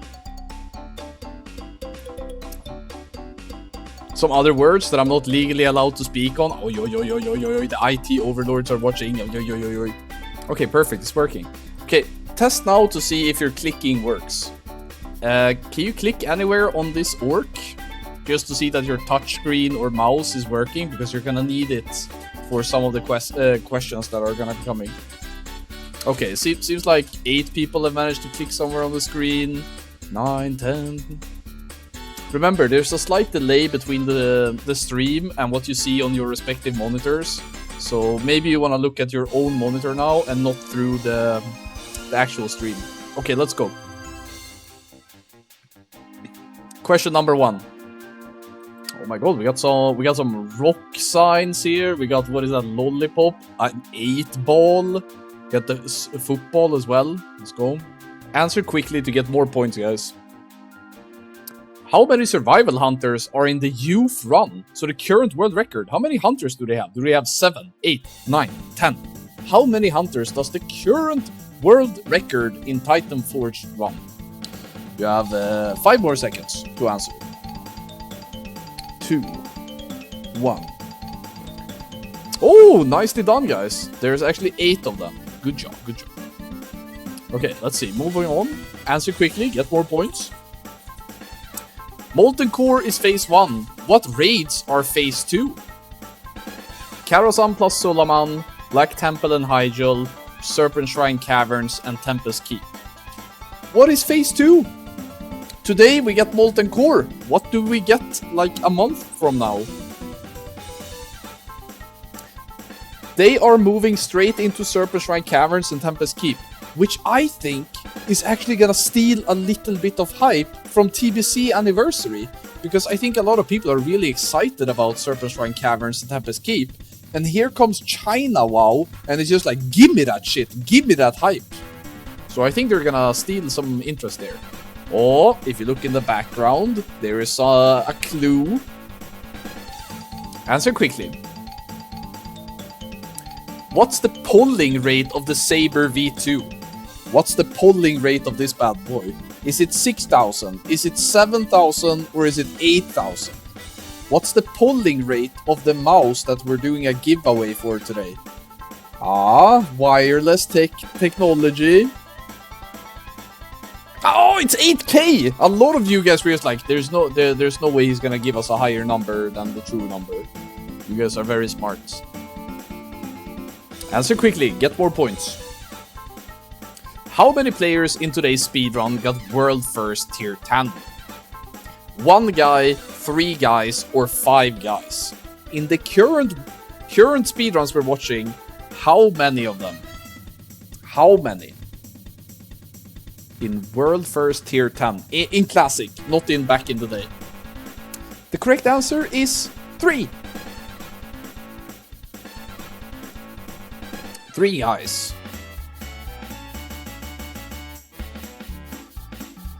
How many of them won the speedruns for tier 10?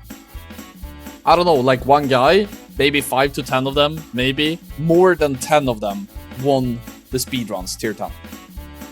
How many of the guys in today's roster got the fastest tier 10?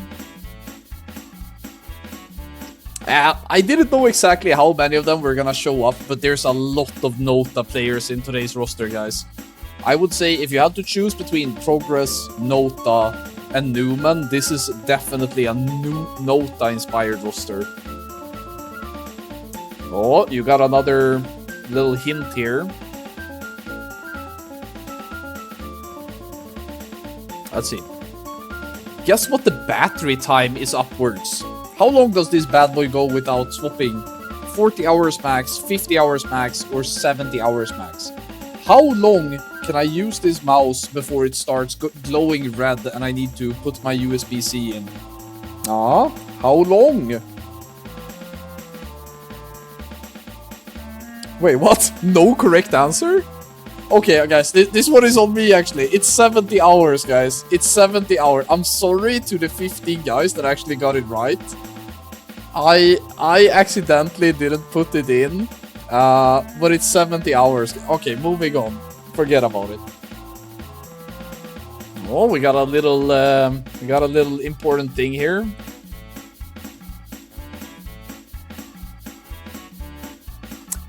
Season of Discovery Molten Core or Titanforge Molten Core? SOD, Titanforge. Which one is the best, guys? SOD or Titanforge? Which one looks the most fun? Which one is the best? SOD or TR? I mean, I had to pussy out there and actually say that both of them are somewhat correct. I would say that if you are a SOD, if you answered SOD on this question, I think Season of Discovery had way more creativity, and Titanforge is a bit lame. That it's basically Wrath of the Lich King tuned vanilla Molten Core, which is kind of lame. Okay, question 8 out of 9.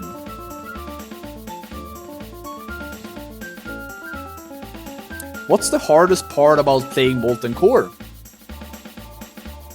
Core hounds, logging in every week, getting full bis. What is the hardest part about Molten Core?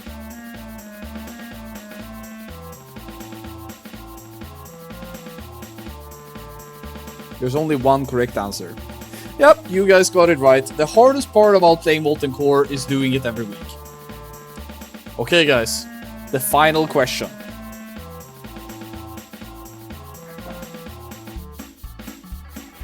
Will the Europeans plus North America get the record today? Yes, number 1. Rank 2 to 10 maybe. Nah, they will fully brick it. There's only one correct answer. Yes, daughter. There's only one correct answer.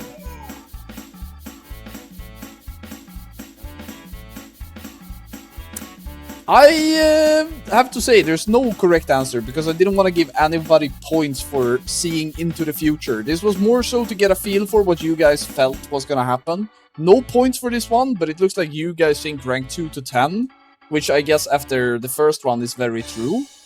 I think maybe they get the number 1 actually. I believe for the second run. Okay, let me see. Yeb! Oh my god, it counted way too fast, or? Wait. I can't even see the other people. Wait, can I scratch you? Like, remove you? Wait, Ted? Oh, or is that if you had like an offensive name or something, I could remove it?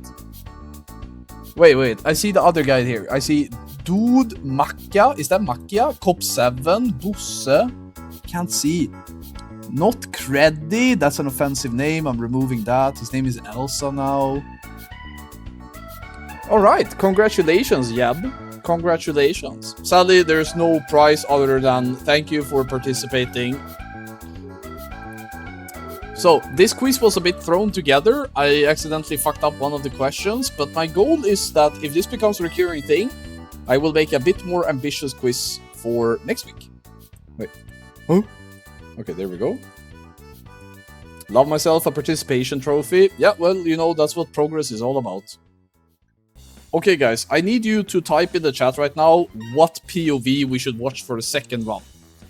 What do we want to watch? Do we want to watch... I'm leaning towards the Feral Druid with the legendary mace. I think Lex is playing his legendary Feral. Which is kinda hype, I think. Or? Let me see. There are only 25 people that have entered the giveaway. Is that really correct? Like, you have to enter it this way. Is it only 25 of you? That's like the lowest amount of people that have entered a giveaway ever. How can you not want to partake in a giveaway for this mouse? This mouse is sick, dude. What? Only 25 of you? That sounds crazy low.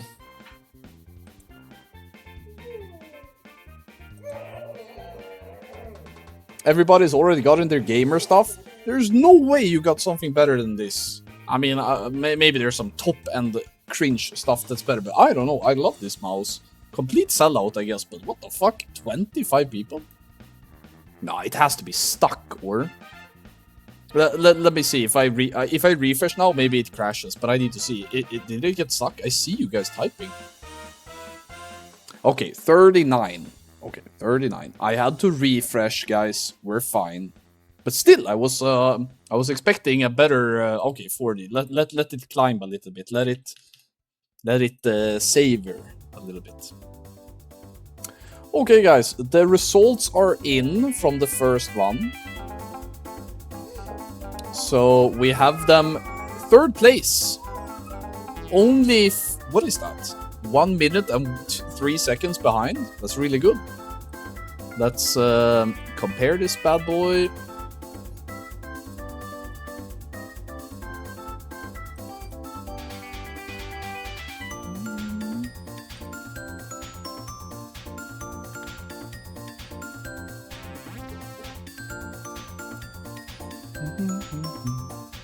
Okay, here we have them.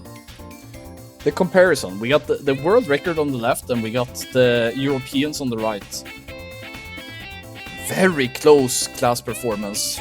So you got definitely warriors being really good in the overall, but we don't have a good filter yet. No, we don't have a good filter. This guy, Nemours, managing to put out really good numbers. Let me look on single target. Rag. Let's start with single target. Oh, wow.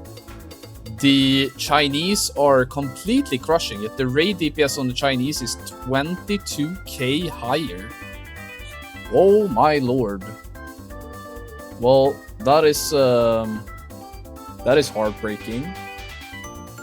The item level difference actually wasn't all that high, but maybe it's also counting TBC boots. Could be a thing. We got the two Ferals doing great job, but the numbers are just terrible. But it could also be... what other fight should... I feel like Magmadar could be interesting to look at. That's a long fight. Oof. Oh my god. Oh no. Let me see if we remove all the potential pad. Fuck. Ah, fuck, bro.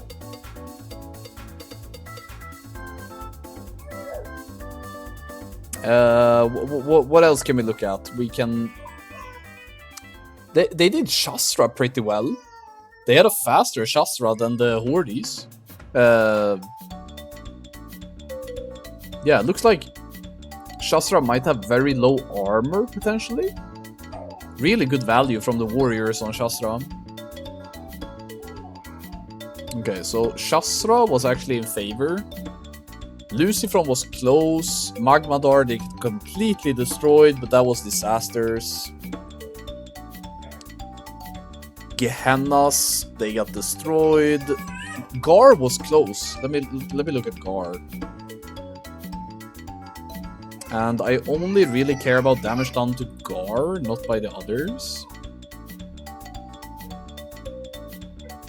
That's really good Affliction Warlock performance. Both Cads and Take Note doing a lot of work on that fight. Possibly getting a lot of value from Corruption, giving them the haste buff. It's nice. Baron Geddon destroyed. Shastra. I mean, they won Baron Geddon, now that I look at it again. The Warlocks are doing a great job there.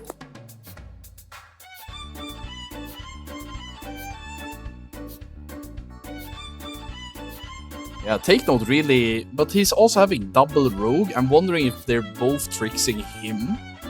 If that could be a reason why he looks so good. But I mean, I don't think they would do that, would they? 3 and 2. Ah, whatever. Whatever, dude. Yeah, the rag is terrible for the Europeans. Lucifron really was in favor of them, though. I'm surprised. Lucifron didn't look that good. What was the final time of the EUs? The final times of the EU guys were 30:52. So about 1 minute and 3 seconds behind. Tricks from Rogue doesn't buff affected target anymore, it affects the Rogue only. Oh, okay, X-Syndrome. So it's not really about snapshotting it either.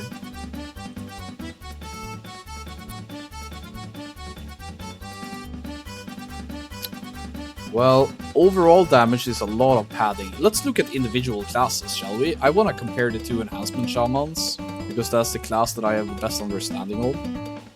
And I want to look at single targets. And I want to look at casts. Okay. So we have really high usages of Lava Smash. Fire Nova, obviously. This guy has 9, this guy is low 7. Is this guy weaving more? You got Lightning Bolt 3.1, 3.7. That's a slight lead. Cast per minute 41, 45. I think it's the weaves that are putting him a bit behind on cast, but his damage is also a bit lower. They Nova a lot. Nova is hitting like a wet noodle. Yeah, but it's a good filler, no?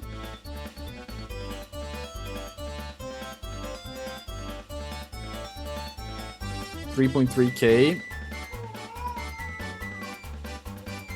2.9. Ah, it's pretty shit. Lightning Bolt is almost double the value. Nah, you used weave, bro.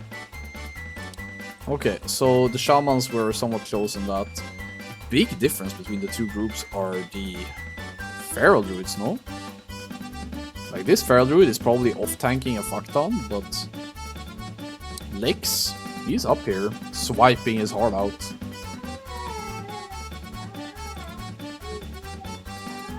Let me see, Gehennas. Warriors doing really good on these type of cleaving fights. That's good. That's nice to see. I was a bit harsh on the Warriors because they died on some of the trash, but if they manage to stay alive on cleaving fights especially, Molten Core is really nice for them. Look, you see Orlando and Meg. He's not even playing his most geared. It's really good, really good.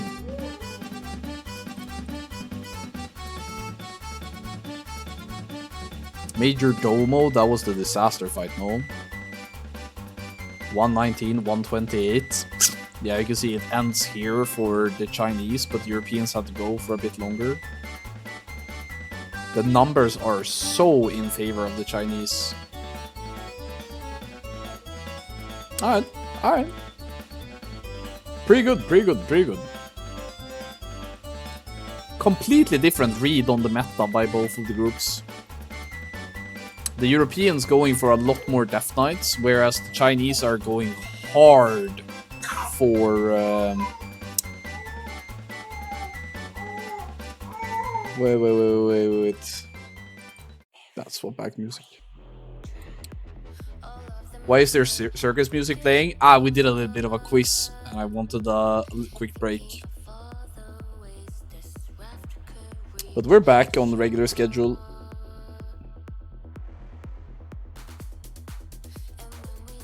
Alright, the prediction is up. Prediction, choose outcome. Will our boys do a PB on first run? Yes, easy. Okay, now we're gonna make it a bit more interesting for the second one. Will our boys do another personal best in second? You guys got 2 minutes to vote. Okay, I am gonna take this as a chance to go and take a piss actually while they're doing invites and going over the mistakes.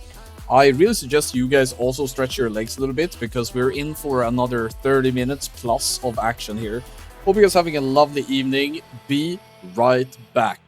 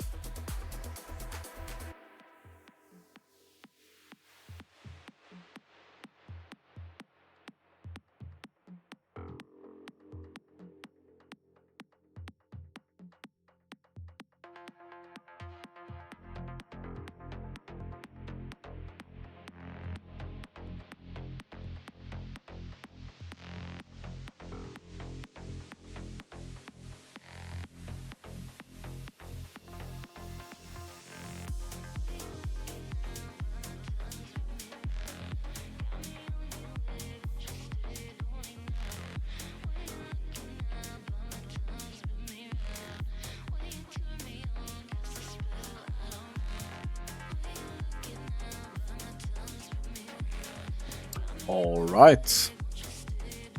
Let me see what we got here. So I guess they're getting ready again. I've been sent a VOD of the Chinese run, but it's on a website that has really poor quality unless you have a Chinese IP. Chinese internet is something else, huh? So I don't think I can really do much about it right now. Sadly.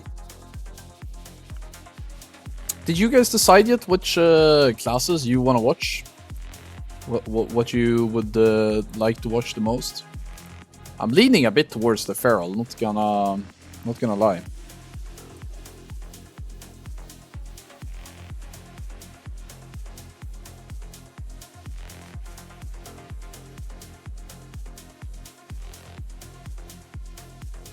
I wish Cope would stream, but he's shy. Yeah, I told him also, but he's shy.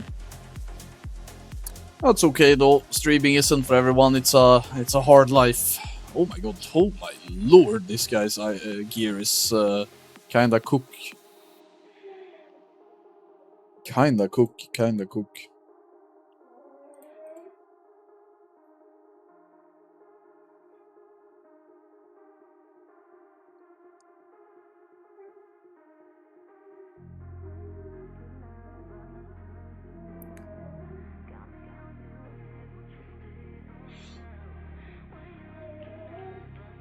Oh look, there's a couple of other players in this one. I think we got potatoes in this one, but they have to be a bit behind on item level. I feel there's some low item level in this run. Hey Orkos, we watched your POV the previous run actually. So if you wanna rewatch the run from another perspective than your own VOD, you can watch the stream.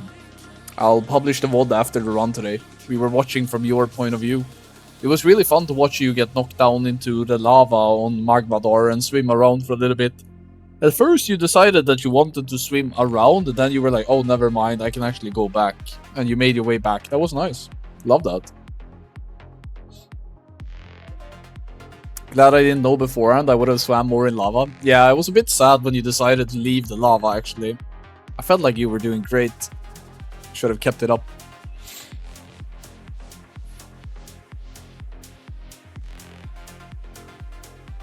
Okay, 213 item level hunter.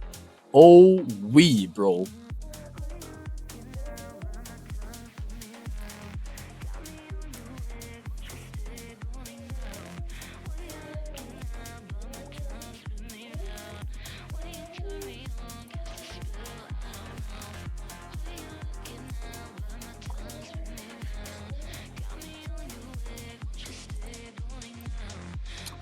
Alright, they're still going about it by summoning. I think we'll keep the rogue in the top right position because he has a very interesting job, I think.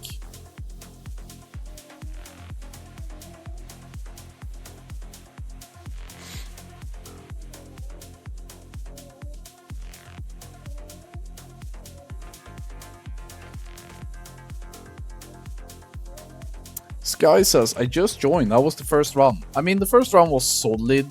They had a couple of fuck-ups throughout the run, individual mistakes, but also a couple of tragic situations with knockbacks and trash pulls and whatnot. So they are... Wait, break ends in 30 minutes? Are you mentally unwell? What do you mean? 30-minute break? Oh, wow. Wow, dude. Really putting it on me, huh? Alright, alright. I mean, guess I'll take it.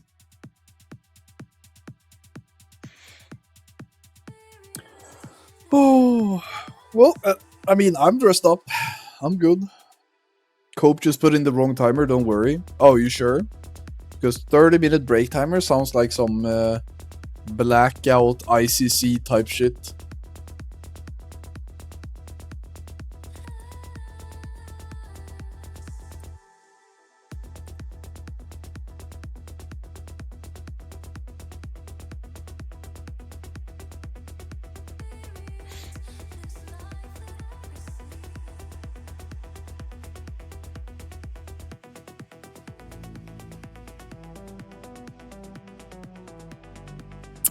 Yeah, so the next phase is gonna be Serpent Shrine Caverns and Tempest Keep,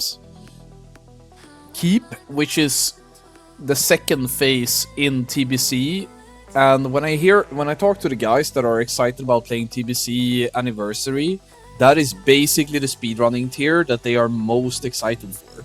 So when I hear that, what I'm hearing is a little bit of what do you say? So right now we have a couple of different trajectories that is happening in the WoW landscape, right? You got MOP Classic, which is what I'm playing, which is currently in Phase 2. So we are here in Phase 2, and at some point we are gonna get Phase 3. And then at some point we are gonna get fuck all. Who knows? Do we get VOD Classic? Do we get nothing? I don't know. You don't know. We'll see. Then you got Anniversary that has its own separate timeline, which is something along the lines of you are currently in Phase 4 of Vanilla, and you are gonna have TBC pre-patch, and then at some point you are gonna have TBC release. Then you're gonna have some sort of period where you don't know exactly what's gonna go on. Then you're gonna get Phase 1, then you're gonna get Phase 2, then you are gonna get Phase 3, and then you are gonna get like Phase 3.5, which is Sullaman, right? And then you're gonna get Phase 4, which is Salto. Mop is in Phase 3. Oh, okay, sorry, the numbers are a bit inaccurate. You're right, you're right. Wait, Mop is in Phase 3. No, it's not. It's the second rate here. This guy fucked me over. I don't care what you call the phases based on the quest. We are in Tier 15. I'm gonna call it Phase 2. And Phase 3 is the final phase. That's how I'm gonna talk about it. Then you got RAF Plus, which is the Chinese, right? That currently is in Phase 1, but they are gonna get Phase 2, 3, 5, 6, 7, 8, 9, 10, 11. So they are gonna go from Phase 1 to 11 in some sort of time span. Now, the question everybody is asking is, how long is every phase? The current... Now I'm gonna move on to speculation, because I don't think any of these dates are known. I've heard a speculation of late January between Phase 1 and Phase 2, which would be somewhere around 10 to 12 weeks. If we go up to MOP, which week are we now? Are we in week 4 going into week 5? I have not heard anything. But if you go by Classic, the normal timeline is usually somewhere between like 18 and 30 weeks. So that's gonna be a really long time. So that's gonna mean that Phase 3 is probably gonna happen somewhere. Let me see, this is another phase, this is another phase. It's gonna be like here. This is gonna be SOO. So that is not happening then, that is not happening then. And then you have another one of these 30 plus weeks, so it's probably gonna be like somewhere around here. We are gonna have, who knows, bro. Are we getting VOD Classic? Are we getting something else? I don't know. You don't know. So that's gonna be like that, and then it's gonna be like that. Anniversary TBC. What has the Anniversary phase timeline been like? I feel like it's been somewhat fast, but not as fast as RAF Plus. How long has each tier been so far in Anniversary Vanilla? Has it been 15 weeks? 3 months? 12 weeks? How long has it been? I feel like it's been faster than 12 weeks, no?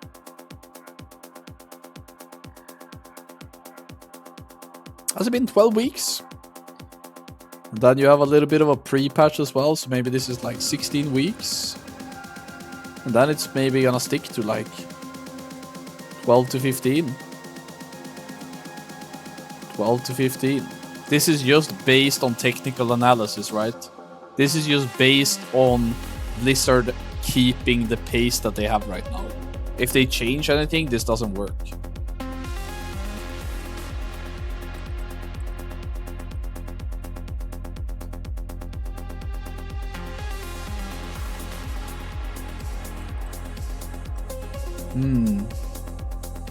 So what is this? This is New Year. Then you got 1, 2, 3, 4. This is next year.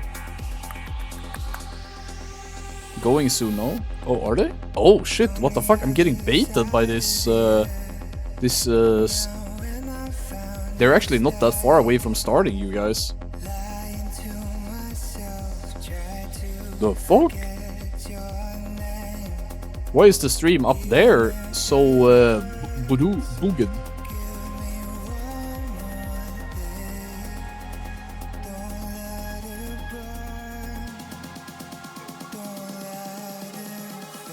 Why is he Why are you a liar?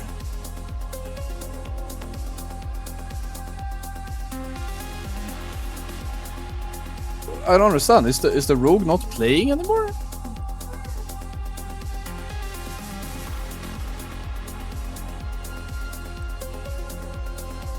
Or maybe he has more than one client up and he is just not Adam Cook. Adamus Cook. Yeah, no, he probably has more than one client up and he hasn't changed which one is being streamed. That's kinda yikes. Mr. Content Creator, you are making mistakes.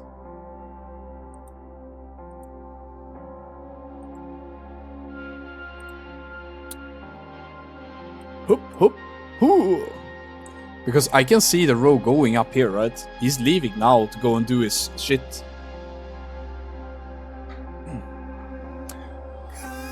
Okay, what has happened to the roster though? I feel like they're playing 2 warriors again. I see Alando playing again, and I see Potatoes for the first time being in. And I see 4 DKs, but I see Barre now instead of Arcos. What else has changed? Wait. I see 2 Snurks? Question mark? Birding is the same guys. 2 rogues is still a thing. Same with priests. 3 hunters is the same. It's a clone run, right? But some player swaps. You got Potatoes in. You got this guy, whoever that is. 3 druids still. Yo, Shoop, thank you so much for the host, man. I appreciate it. Miss of Pandaria is in a bit of a week 4, week 5 type shit. But we got some speedruns now in the Chinese scene. So for this run, we're gonna spectate a feral druid with Sulfurous Hammer. Isn't that cute? I wonder if the rogue failed and got summoned back, because you can see the rogue is sprinting now to go and do the tech. By the way, guys, if you just got her from Shoop's raid, there's an ongoing giveaway right now. At the end of tonight, I'm gonna be giving away a Saber V2 mouse, which is the wireless mouse that I'm using myself. I never used a wireless mouse prior to this one, so I don't really have that much to benchmark it against. I've always used a wired mouse, but I mean, I can just plug in the USB-C and it's like it's wired.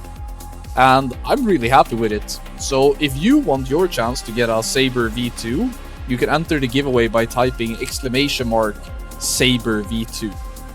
So that's if you want to partake in the giveaway. Sponsored by Corsair. What's the weight of that mouse? I think this mouse is carrying the weight of all the failures of progress during Mists of Pandaria, which led to its downfall, so it's quite heavy actually. Dude, it feels like holding nothing. To me, it feels like air. I can't tell you how many grams it is, but it is incredibly light. Really, really light. I don't know what is defined as an ultra-light mouse these days. I feel like those thresholds always get pushed. But to me, it feels really, really light. Oh, there you go. Niara coming in, entering the giveaway. Good on you, bud.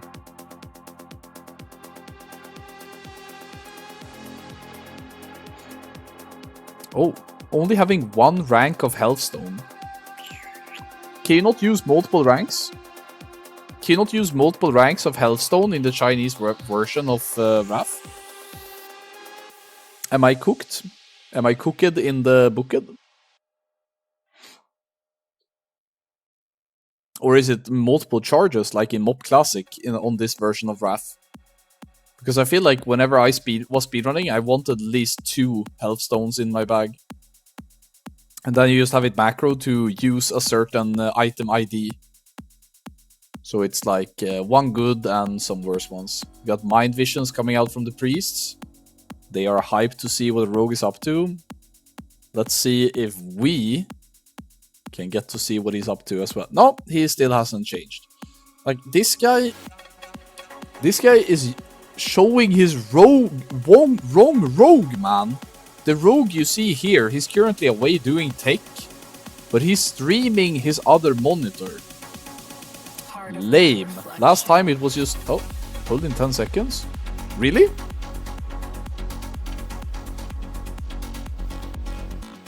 There's no way. Did they bait each other?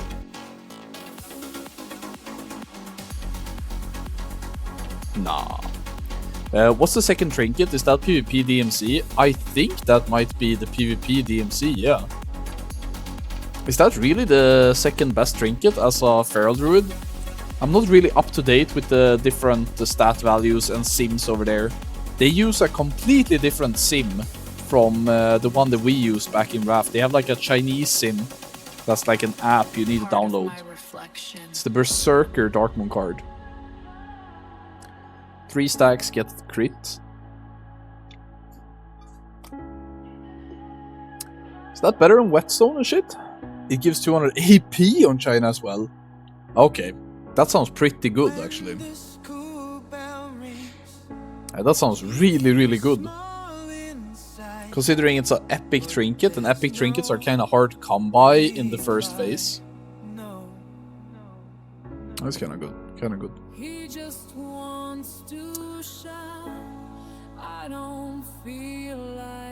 Take note offline, probably rage quit as always. He's just done. Look, hey, don't ask me about some of the gearing choices of these players, because again, the items have been changed a lot and the sims are weird. But I trust many of these players to know what they're doing. Like, these are some of the best European and North American Wrath players that we've had. It's basically Nota, Progress and fillers. It's a really, really good Wrath roster. So it will be really interesting to see if they can improve their previous time. I saw some of the... when they inspected each other before, and it looked like they had a couple of weak geared characters in this run as well, which is maybe not the best for us as spectators, but if this becomes a weekly thing on Mondays, then it can be nice to see them progress, I guess. I want to look at logs, but I'm also scared that I'm just gonna miss it when they decide to pull finally here. I'm scared to tab.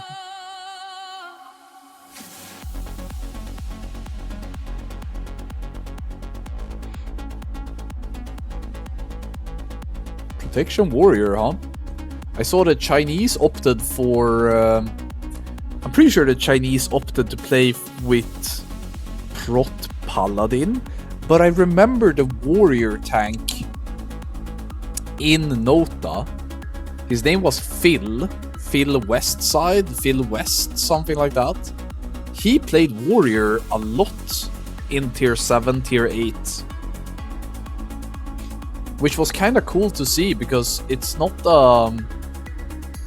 believed to be the meta, but I mean, they did win tier 7 and tier 8 in speedruns.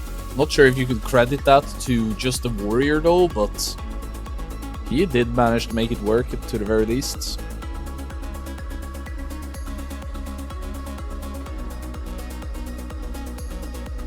I think most Wrath players with some experience are very in favor of Prot Paladin.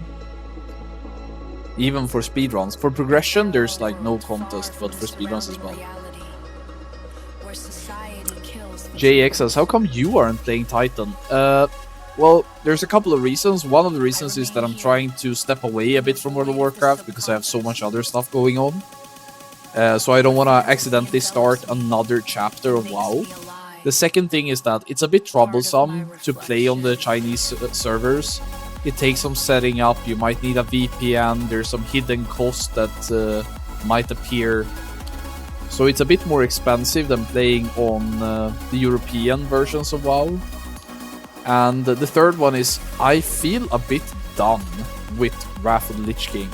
I'm more excited actually, this might sound weird, but I have no nostalgia when I play Mists of Pandaria or any of the other expansions because I never played WoW past Wrath. I only played up to Wrath. So everything that happens in Classic now is new to me. And I actually like that version of the game quite a lot. But I do like the competitive aspect of this version of WoW. So I'm happy to be following it. I really appreciate that these guys are going over to China and trying to challenge the Chinese scene. They're currently, after the previous run, they are number 3. And if there's one thing I learned over the years of watching esports and over the years of playing vanilla classic speedruns, there's something, like, I wouldn't call it pride, but I wouldn't even call it patriotism or anything, but in my worldview, if China is releasing a Chinese WoW, that you need Chinese accounts and you need to scan QR codes and it's really fucking hard for outsiders to even come and play on these servers. If I was the Chinese community... Wait, are they pulling on this? No, they're not, Red. Oh, are they? Actually...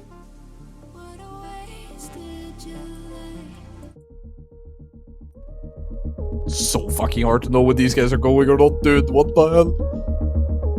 Okay, they're again doing the quad pull here. So they got all 4 of the mobs coming in. Adding a 5th and a 6th pull. Okay, they're over pulling a little bit here.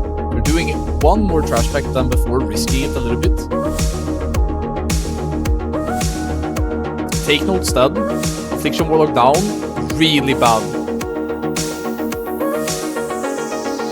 Oh, they're risking it. They are risking it. I think they're gonna reset. Okay. Guys, I think what we're gonna see here is that the Europeans are looking at the time and they're like, oh gosh, look at the time. Let's overpull hard as fuck and then reset the trash so we have one more chance at this. I think they're really trying out to see how much they can push this. So this is not a bricked speedrun at all, actually. They are gonna go outside and they're gonna reset the trash and they're gonna do this again. I mean, the rogue is... He's not dead, is he? He's in position. So it's pretty much up to everybody else to get ready to go again. But yeah, Molten Core has been reset and run in. Yeah. Not having world buffs must feel very nice. Yeah, this is one thing that was really nice about playing speedruns in Wrath and in later versions of the game. The fact that you didn't have all of this booning, unbooning, world buffs, griefing. It was all about playing well, really. But yeah, going back to the point I was making before, that I really feel like, considering how difficult it is for the European and North Americans to come over to the Chinese servers and playing, I think it really sits bad with the Chinese community that they have these Europeans that are doing so well. That if you look at these runs, you can see that this is a European and North American, and they have lower item level. Rank 10 has the same item level, everybody else has higher item level than them. And they're rank 3 as... And it's basically some of Europe's and NA's finest. I think this will become a very competitive environment, which I think Nota and Progress players will really thrive in. I think fighting for the top 3 like this is super, super healthy for if you like competitive speedrunning. So whether or not we will find out who wins, I think this will be very enjoyable to follow actually as a spectator. Alright, so they're gonna go down again and they are gonna buff up and get ready. I think it would be kind of fast for them to start again actually. But we need to be ready for the fast pull timers, because as soon as the rogue, this guy, Adam, which is the guy that's supposed to be up here in top right, whenever he says go, then it's like 9-second pull timer. One thing that we've seen... Oh my god, no, bro. Who is that? Who is that? Oh, wait, is it a tank to drop aggro, maybe? After having done the skip? I think that's probably fine.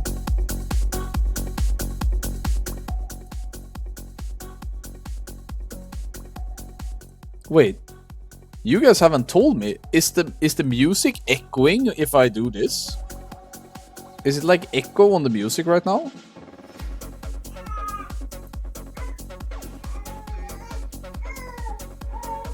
And if I do this? Oh, there wasn't? Okay, because there was a double audio source for some reason. Is it okay still? Can you hear it now?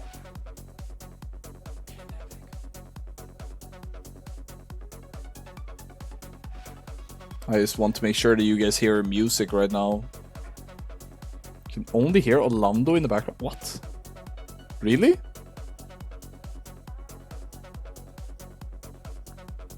You shouldn't be able to hear any other... You should only be able to hear Spotify, no? Background flora noises are the reason we watch. True, bro. True. She is the reason for a lot of things these days.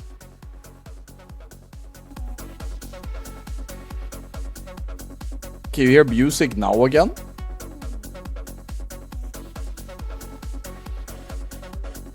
Audio is so weird right now. Okay. Well, I guess I'll keep this on then. It's good, it's good. Okay. So we are once again gonna have a short pull timer here as soon as the rogue thinks that he's ready. If you're just tuning in right now, we're watching the Chinese RAF Plus scene, which is an 11-phase RAF. So this is the first phase, and this first phase we have Molten Core. In the second phase we will have Serpent Shrine Caverns and Tempest Keep. Right now the European and North American superheroes are ranked number 3, but their previous run had a really low item level. So I'm kind of excited to see what they can do once they start bringing a slightly more stacked roster, because the biggest part where they lost a lot of time were actually on boss kill timers. If you look at the trash kill timers, the North Americans and the Europeans were doing really, really good. So I'm really excited to see what's gonna happen. Pretty hype, pretty hype. So if you're new here and you haven't really seen these productions before, it's gonna get really, really loud sometimes. So be ready to turn down the volume. Actually mute the stream probably if your ears are a bit... if you're a bit like, ooh, my ears can't handle, ooh! Sometimes it gets loud. I'm sorry. It's to get myself excited. It's to feel a bit of hype. If you're like, oh, it's too loud, I'm sorry, then probably lower the audio. It's just the way I enjoy the game. And I think the people that have been with this community for a while, they're also here for the deafening loud music. My daughter would love to hear it right now, but she can't. She has learned how to make, you know, this sound. And it's the only sound she's spamming. She's like, you know, if you ever played Super Smash Bros. Melee, she's like a Fox player who's only spamming one ability. And she's only spamming her only dialogue option. That's all she does. Yeah. It's kind of cute though. My wife is getting spat on a lot right now, which is to me it's hilarious, but to her it's getting a bit tiresome.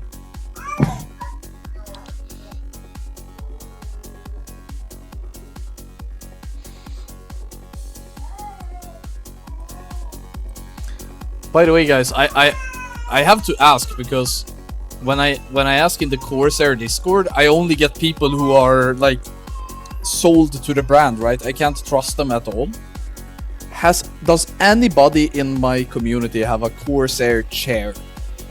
Because people keep telling me that their chairs are amazing, and I'm always like, nah, I'd rather sit on some shitty ass chair. But I'm starting to eye a little bit on it, because me and my wife will be moving to a house, and once we move to a house, I will be decorating an office, and I can basically go two different ways with this. I could either go for some very classical type of chair, or I can go for a more office type chair, which could be a Corsair type stuff. So I'm at a crossroads here when I'm like, do I commit? Or do I stay for the little more classical side, you know? Aren't gaming chairs somewhat of a scam anyway? Bro, I've heard of these office chair from... So people always bring up... What's the brand? There's a brand of chairs that make these crazy expensive chairs. And people are like, oh, they are so nice. And I'm like, bro... Your ass can't tell the difference between like a 500 euro chair and a 1.5k euro chair. That's crazy. As Koli Palasvie has one. Yeah, but look, if you buy a chair for over 1k euro, how can you live with yourself if you say that it wasn't worth it? You have to say, oh man, it's the best chair ever. And people are like, oh, like, you can't say it's not the best chair ever because it's an incredibly expensive one. Like, you're sitting on a fucking log of lumber. Bro, I know my chair is terrible. I'm not defending the chair that I have. KFC says, office chairs all the way since getting my steel case, please. Lower back pain completely eliminated. Oh, that's really nice to hear, man. Problem is, I don't really have any bodily pain from gaming. If I had problems in my body, maybe I would be more like... I would care more about investing in a good-ass ergonomic chair. But since I have no problems and no pain, I'm like, bro, I'll sit on a fucking piece of plastic if I have to. 1 second, guys.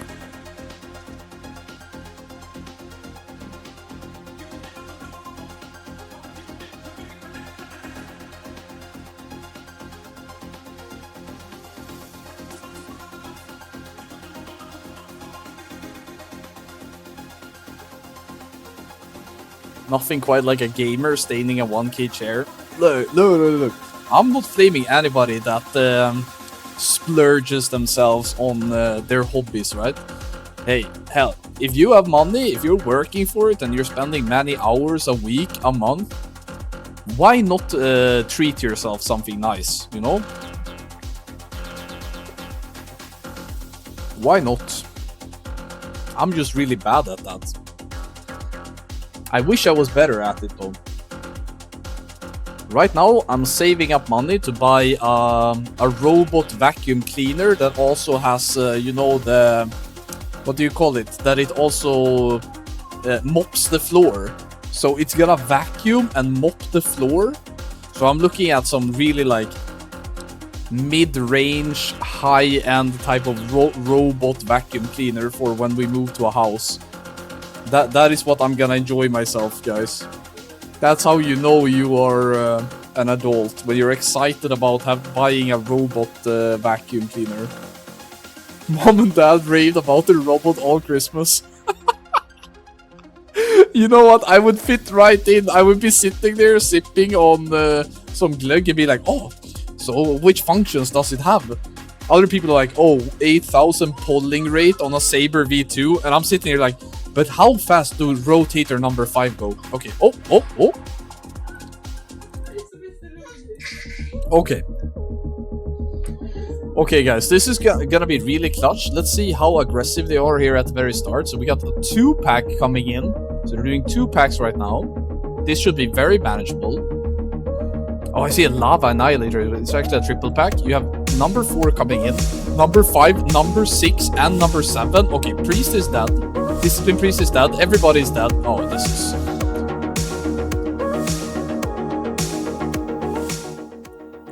Okay. Okay, guys. Alright. Alright. Look. I see what you're trying to do, and I respect it. I do. But this is a ridiculous fucking pull. If the rogue dies as well, we're looking at like 5 to 10 minutes of break. But I think he's fine. No, the rogue needs to move out anyway because they need to reset trash. Yeah, they can restart as long as no boss is killed. So in a way, I could actually see a very toxic speedrunning strat where... Oh my fucking god, dude. Imagine if this entire phase of speedruns just turns into guilds chain pulling trash from all over the instance until they finally get it right. So they just sit here and try to do the most insane start of a speedrun we've ever seen, where they just chain pull like 15 plus trash packs, and they wipe on like trash pack number 11, and then they have to hard reset. Oh my god, no, bro! It will be the worst viewer experience of speedrunning ever! It will be so toxic for the players as well! Imagine that, you send one rogue to Lucifron and Magmadar to pull those 2 bosses. You send another rogue to, I don't fucking know. Oh, and you just play a bunch of ranged DPS so you don't have people dying as mobs come in, and then you try to find a way to keep the tank alive. And you just play a bunch of hunters with explosive trap and you kill everything, and then you run with aspect of the pack because nothing can daze you because all the mobs are dead, and it's gonna be so much faster than anything else. Oh, it's so toxic! It's so toxic! I can already see it, man! I can already see it. Oh, okay, guys. Let me just quickly walk you guys through it. Do you guys remember literally every tier of speedrunning? It basically goes like this. You have one boss over here, and he's like, hi. And then you have everybody else who's fighting him. This is the raid. When this guy is either encounter start or encounter end, depending on the tier, that's when the timer goes off.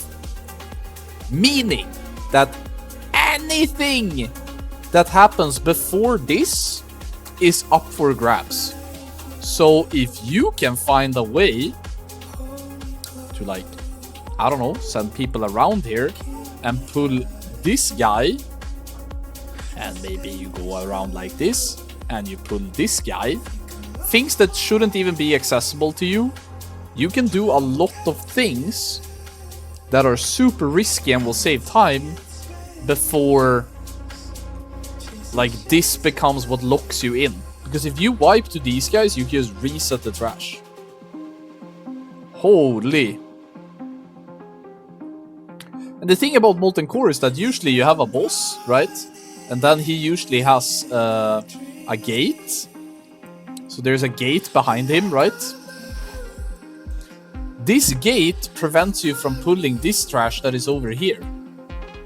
So if your raid is over here, you can't really access these mobs. Molten Core has no gates. The only gates in Molten Core is spawning Ragnaros and Major Domo.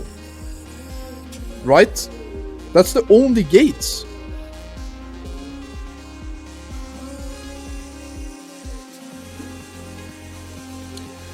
Oh god! Please don't do it. Please don't go down this route. You don't want this. Like, nobody wants this. Please don't do this. Please don't do this.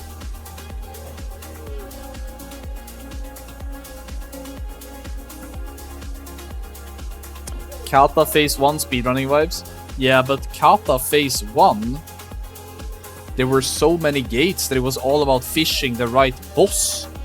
Now we will be fishing 15 trash packs. Great. Fucking A, bro. Fucking A.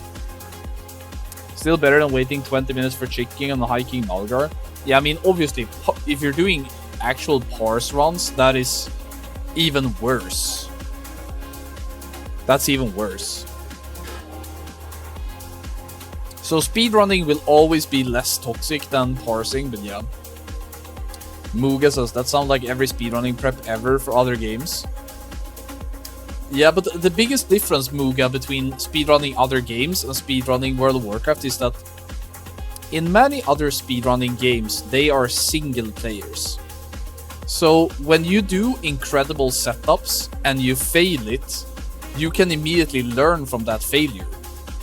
And when you grow from that failure, you can become better and you can reach a better understanding.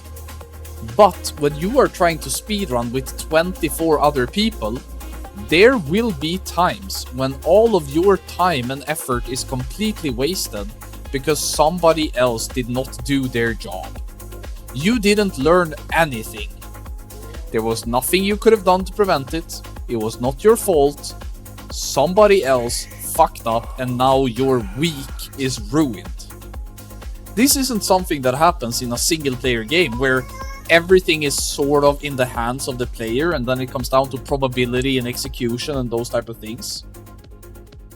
But in World of Warcraft, there are so many things that are not up to you as an individual. Which is why other speedrunning genres look at World of Warcraft speedrunning and it's like, this is insane. How could you ever try to speedrun something for real with this many moving parts that you have no control over? This must be incredibly frustrating. And the answer is yes. Many of these speedrunning guilds learn to dislike one another and realize that individual mistakes and a bad gameplay, a disconnect, bad internet connection is probably a bigger reason you lose a speedrun or a race to world first than actual speedrunning mechanics. Otello says, thoughts on new racials? Alliance better now? I actually haven't really kept up with it. I think they attempted to make Alliance more tempting for PvE, which I think they succeeded in. But I still think if you look at the representation of the guild rankings, here, let me pull it up. Let me pull it up. You can still see that Horde is very much superior still. But Alliance are creeping up, that's for sure. That's for sure. I recognize the name High Class a lot, actually. Where do I recognize the name High Class from? Were they a classic guild?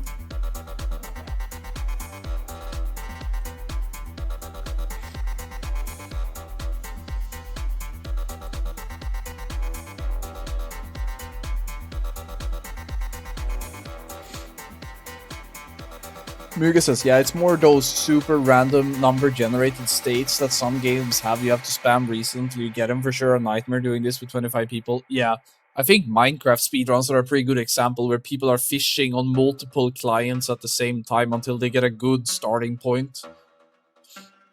High Class is an NA guild. Yeah, they are, right? I recognize the name. Getting a free 2% hit as NA is pretty nice. Yeah, that's pretty nice. It's not bad. That's a lot of stats that you can allocate to other things. I don't know what the value is from those 2% though once you get past phase 1. In phase 1 though, I can totally see the value. Is Feral Druid with Sulfuras crank or is this like bait? I'm a bit excited to see what he can do with this gear. I need to go and blow my nose. It's completely stuffed. What the fuck? Sorry guys, if I missed the start, I apologize.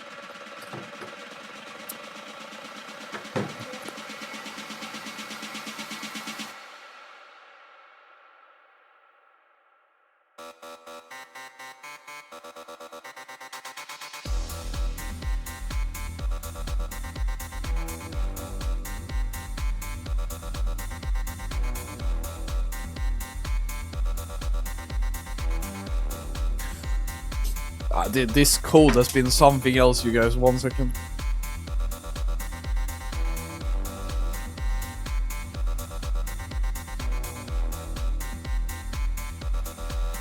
Do you guys remember during the winter holidays when I was streaming, when I was like dying and had no voice?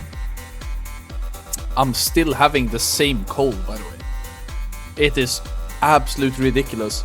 Okay, mute the stream for 30 seconds if you don't want to hear this, but this is comical to me almost. If I take a hot shower and I'm standing in a steaming room and I sneeze my nose, I kid you not, my entire hand is full. It's like it's like well over 1 deciliter. And I'm like, how? How? I'm like, did I just blow out my brain? What the fuck? And it's insane how much it is. And it's still like it. I'm so tilted, bro.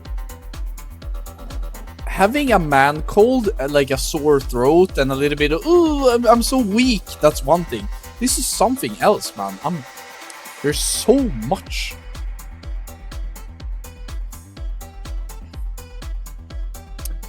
All right. What do you guys think? Are we gonna get another insane overpull where they just completely shit the bed, or are we gonna have a real pull? I think they have 1 hour left of raid time, so in a way they could probably send 1 or 2 more super risky ones. But at some point they just have to feel like, nah, we have to pull back a little bit. This is too much.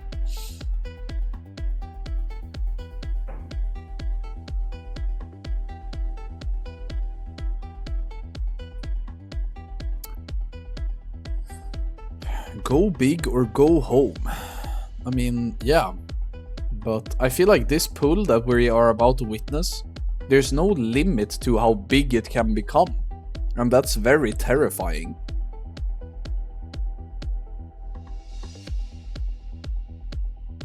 You can just fish for this pull forever. And that's kinda yikes.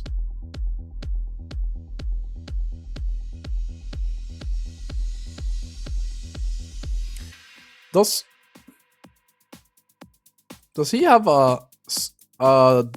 details that has been ongoing for 10,891 minutes before without resetting it? Does this man hate his cash? Sai says, when do we know when next raid is out on Titanforge? No, we do not know, but there are rumors to be the end of January. That is the rumor that we have. Foxdona says, what are they waiting for? The patrol? Yeah, so at the top right corner, you have a blacked out screen. This is the rogue. He is currently doing some tech over at Lucifron and Magmadar. So it's this rogue, right? When this rogue says it's go time, this group will jump down with parachutes.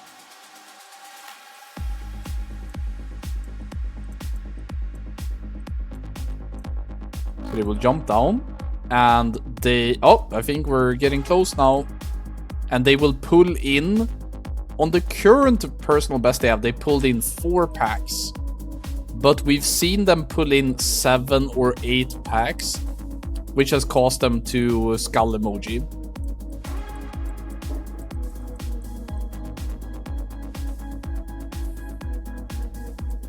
Okay, we got a pull.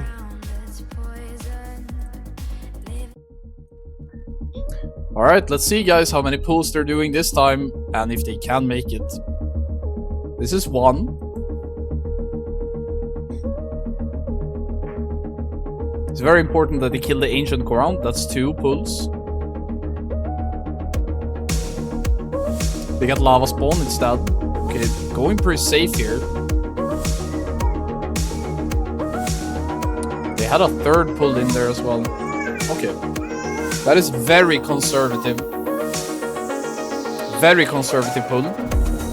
Ancient Corant needs to die.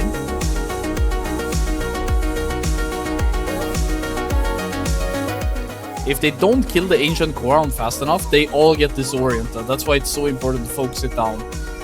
This is the first Annihilator. Let's see here. Okay. So, Magmador has been pulled. You can see Panic Ink, meaning that when the boss is here, they're gonna get feared. You can see a breath in the tunnel. Here comes the first boss.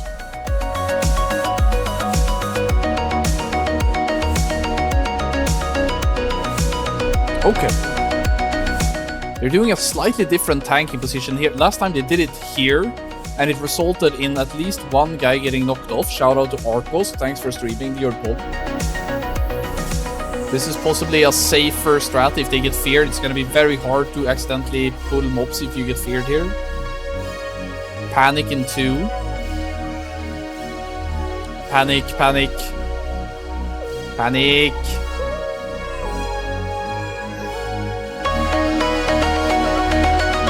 Nice master spell. Love that.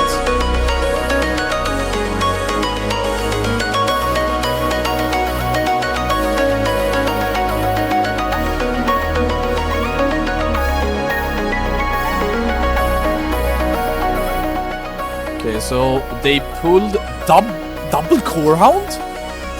What is the plan here? What is the play? What are you doing? Stunned, 2 people dead. Is that a mistake? Okay, 2 people dead. The combat dressing take note, they're not calling a wipe yet. These Corehounds have, I think they have the Stomp.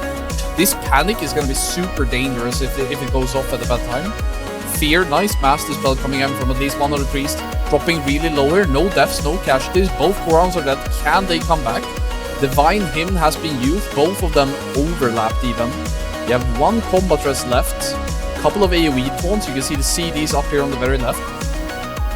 1 Moonkin is dead, the DJ Druid XD still has his combat rest, but he's tanking, I believe. The Rogue has now come back from his blackout, he's back showing his POV. I'm not sure if that was an intended pull or not. Okay, all combat rests have been used.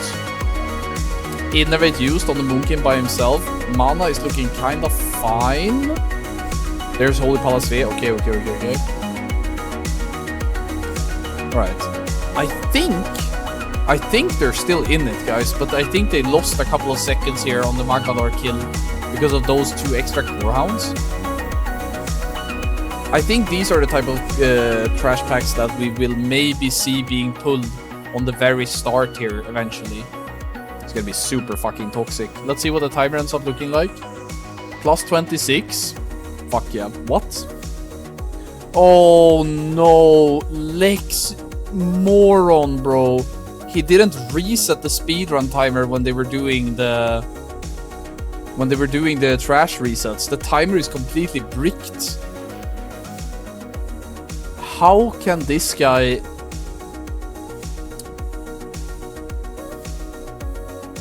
I guess there was no time when they were standing around for 10 plus minutes to type a macro. Alright, I guess we can still see a relative time diff. HPS timer is fine. Okay, swapping. Fuck this. Fuck this. Okay, minus 41, which is similar to what we saw before. But they had to travel a bit further. And they're not doing Lucifron the same way as last time, are they? They lost on Lucifron. I think it's similar. Are they using the Corehound corpses to possibly cleave more onto Lucifron? If they are, I respect it. Oh, guys, can you Blade Flurry off the corpses to funnel Lucifron? Can you? You know, like a Noob Recon funnel as a rogue? That would be insane, or?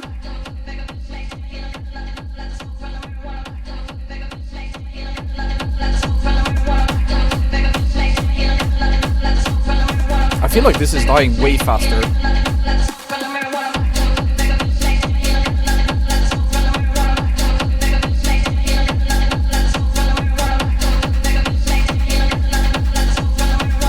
I feel like we can totally see guilds in the future pulling in multiple dog packs, killing the corpses and using it to funnel on the boss.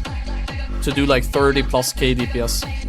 Oh no, Discharm. Okay, nice dispel, we're back.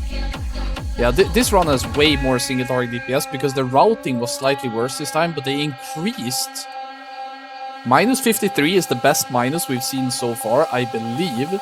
But we know that the current world record had a really, really good Baron Geddon section. Okay, let's see here. Look at the Nitro Boots.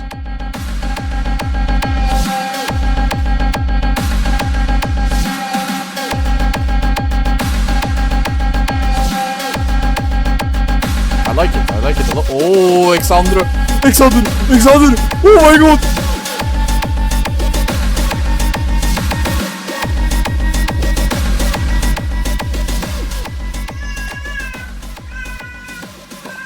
Oh my god, the mage didn't have a cancel slow fall, dude.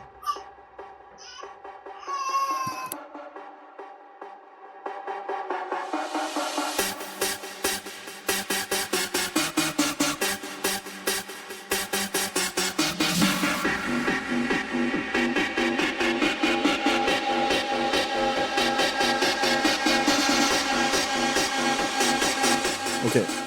Priest, Hunter going to pull. Very important that they don't get the sides here.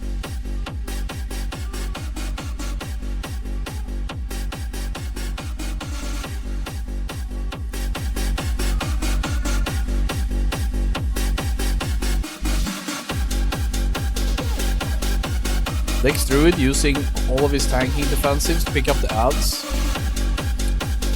Sunders coming out on everyone. They had one death here the previous time.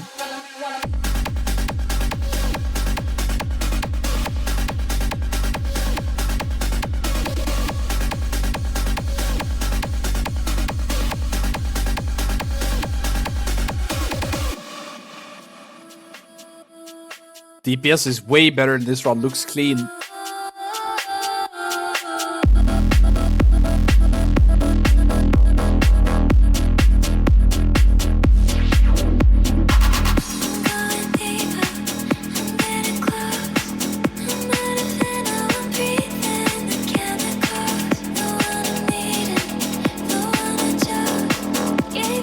One of the players that we didn't really see the previous run because we saw Murphin is that Hadouken, the Demo Warlock of Progress, is back playing on the Chinese servers now, and he is making Demo Warlock look hella good right now.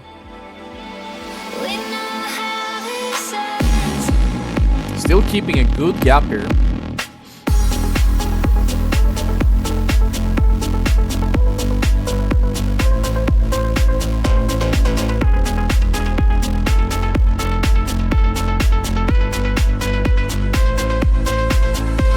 The 5k DPS peak by the Bladestorm.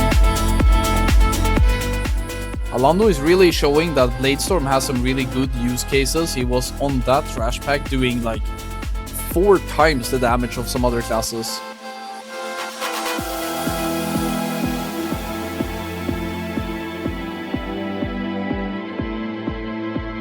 Alright, let's see here what they do. Can they get the last one? Okay, 1 pack. Okay, last time that they were here, they had a very unfortunate event where they were tanking the boss here and got knocked towards the trash. They didn't overpull, but they lost a lot of DPS from it. Okay, double Ancient Corehound. This is an important trash pack. These need to die fast.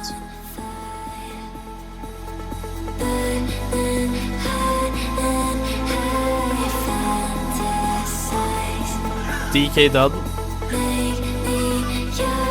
Back up.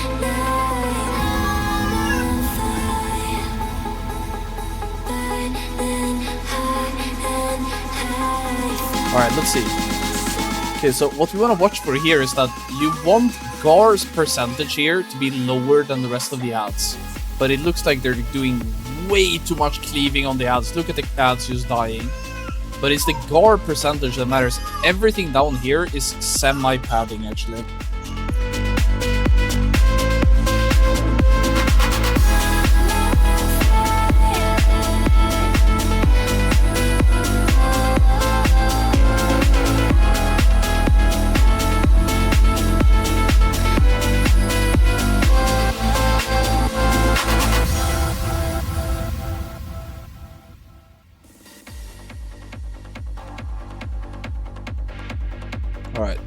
They are gonna AoE taunt all of these mobs out, give themselves enough space here to not get knocked. It's very important. I think they can do it though.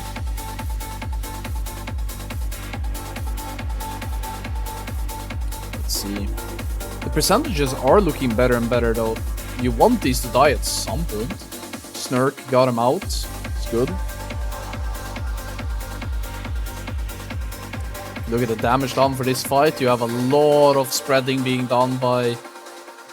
I mean, Shaman's doing good with Fire Nova damage. Hunter's explosive. DK spreading diseases. It's good. It's good.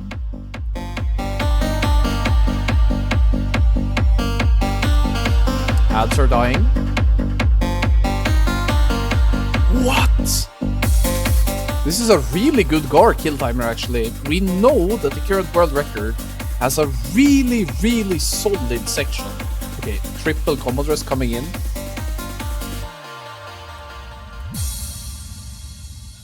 Okay, this upcoming section is gonna pretty much decide if this is rank 1 or not. Type right now in the chat if you think this is gonna be enough to get rank 1.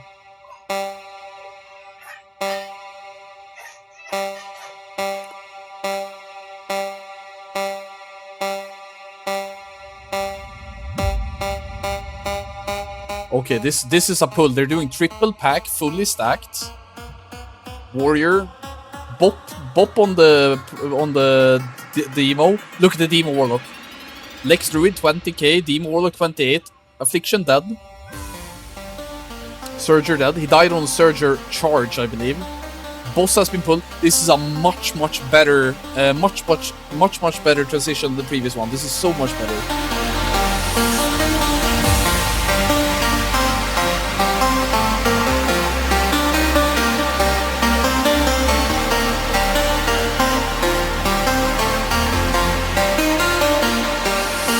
Warrior dead over aggro? Is that possible?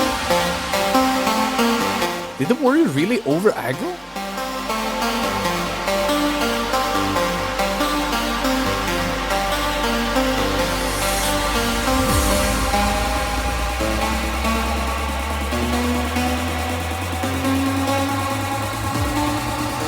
Okay, this is one of the boss fights where playing so many hunters is really favorable. DK dead, a lot of individual mistakes now.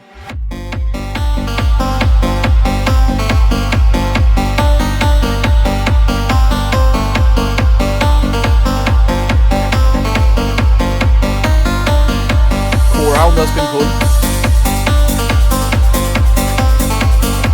Oh, fuck me, dude! The entire melee squad has been wiped out by the combination of Core Hound and the boss, I think. Ank being used by the Enna Shaman. All of the melee are dead except for one rogue and the Enna Shaman rest. This is disastrous. That's at least 15 seconds of DPS just gone for them.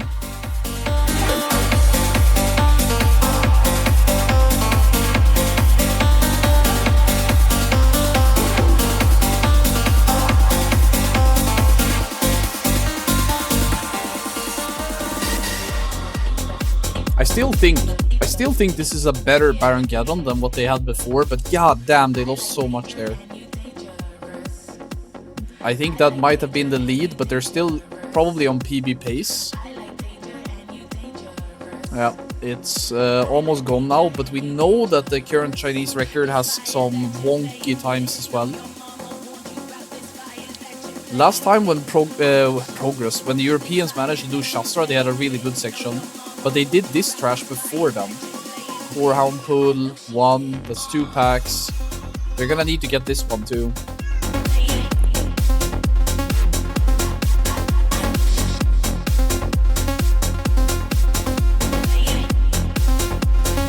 Okay, Shastra has been pulled. They really recover fast, but I don't know how much they lose out. Enhancement Shaman getting their Fire Elemental back for boss fights are so good for speedruns.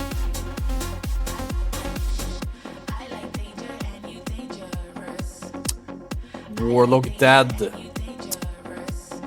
Combat dress used.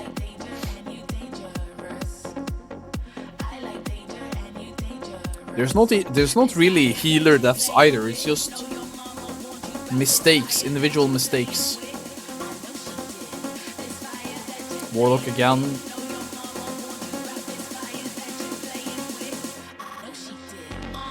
It's a Demo Warlock again. Do they lose spell power buff then? It's not terrible for this comp, but it's kind of bad. I think the timer is gonna be... Oh, I have such a hard time predicting this actually.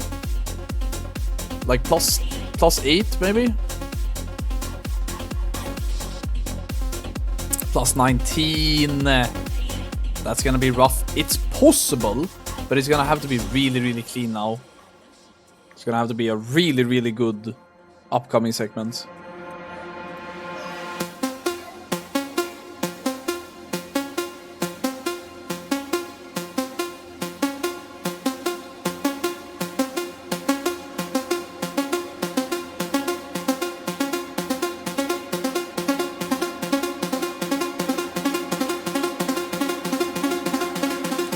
Defensives coming out from the melee. Okay. So one thing that we could start seeing here is guilds jumping down very early here for the boss.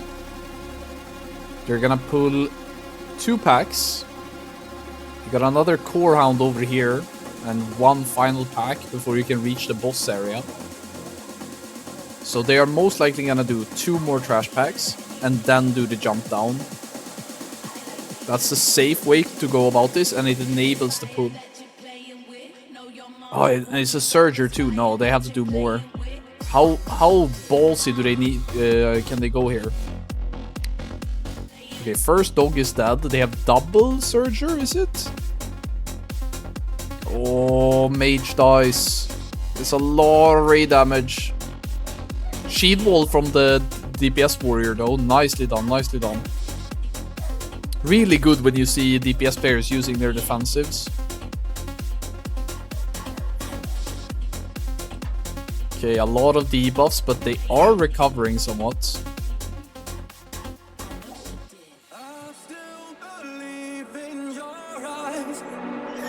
I think they're gonna travel back now and jump down.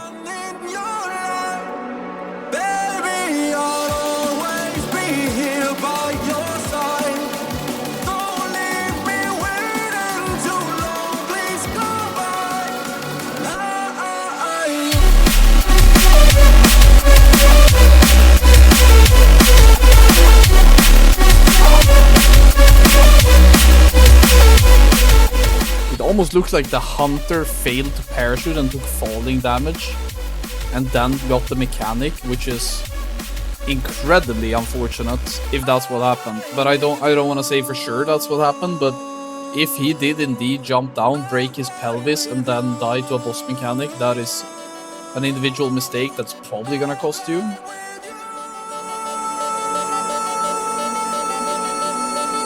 trash packs.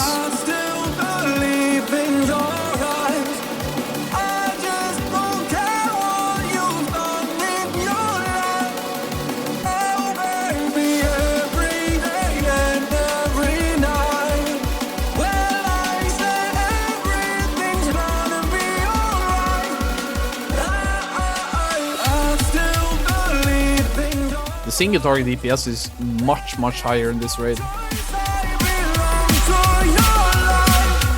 This song is such a banger, dude.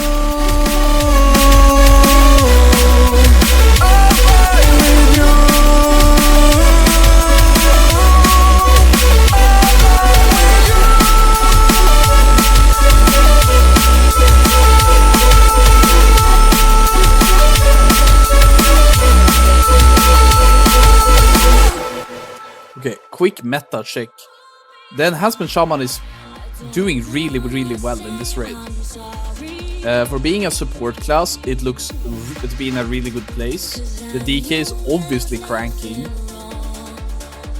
Rogues mainly being support is what I'm feeling.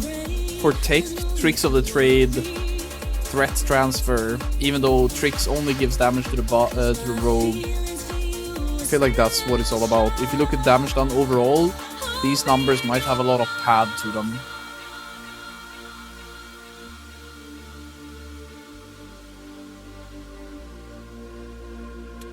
Tank dead. Feral Druid taking over.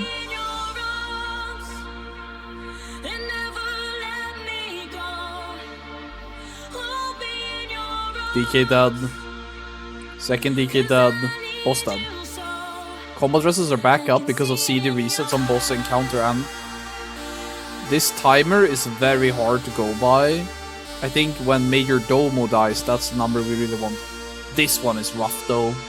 This one is really rough. Almost 8 seconds of standing still. And it looks good here due to Lava Smash cleaving 3 targets. Oh, okay. That's not a good look then.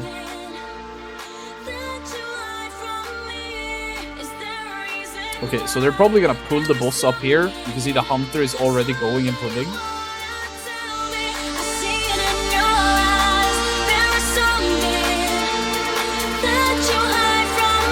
This is a very dangerous pull because all of the mobs that come in are casting Immolate.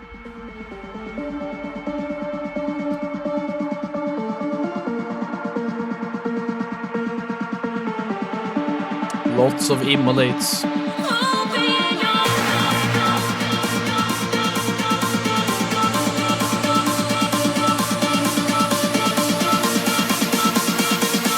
Holy Palasve is having insane globals right now.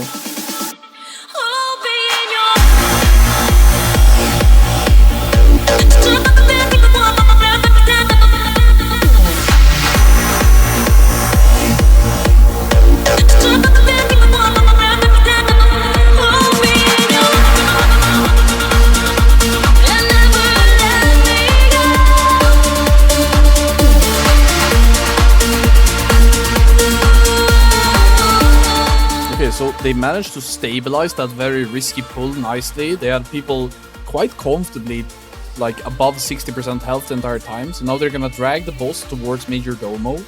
This timer is still very, very hard to speak of. But I think they are behind. I can't say if it's 30 seconds or if it's 15 seconds, but they are behind because of the individual mistakes, costing them single target DPS on bosses.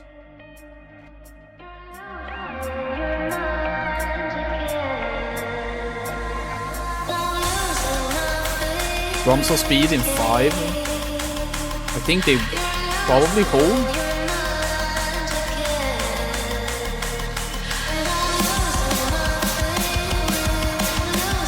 Didn't really lose much here. Okay, they didn't really lose much here. What's really important about this fight is that the last 2 adds, the last 2 snakes that you're gonna be fighting, need to die very closely or they heal one another.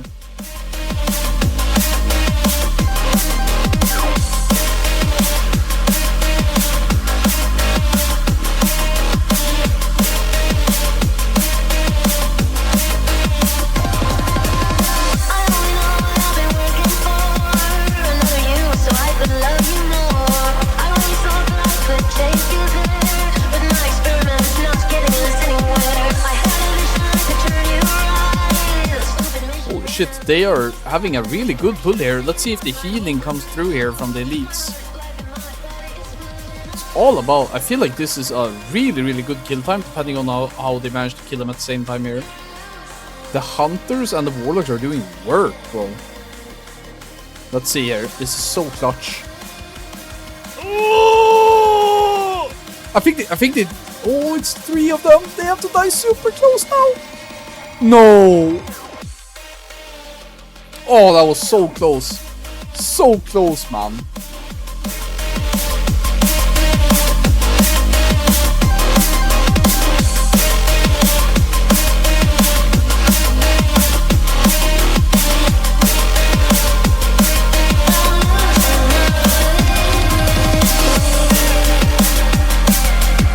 Okay.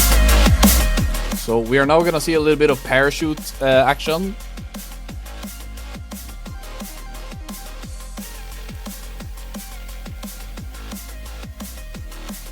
Looked fine, looked fine. You can see the rogue at the top right corner here. He's going to start drag. I think he is a bit slow. I feel like he could be faster. Thank you so much for whoever hosted me, by the way. I really appreciate it. I'll check later who it was, but I saw a little pop-up. Alright, guys. They have... What is it? 4 minutes now to kill Rag. Plus the RP. I don't know. Start Insta? Start. Oh my god, no auto gossip. Holy fuck. Major XD moment. How does a speed? No way he has to click through the talk. I can't. Okay, so Rag will activate at 27:30-ish. Meaning they will have 2 minutes or something. Somewhere around 2 minutes to kill the boss. It's not enough, is it? Isn't Rag like 2.5 minutes? Or is it even longer? Can anybody check the Rag kill time on the previous run real quick? Love that rocket boot jump. That was kind of sick, actually. You got 40 seconds to activation. Somebody please check how fast is Rag. Is it possible? They will have to do a sub 2 minute Rag. 2:59. Fuck. It's not happening, is it? They cannot do it that fast. So it's probably not gonna be enough for rank 1.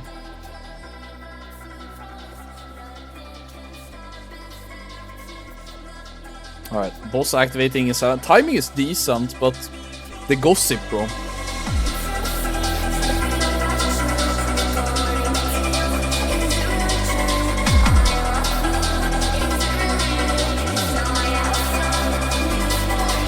Emma Shaman opener, by the way. And he's gone.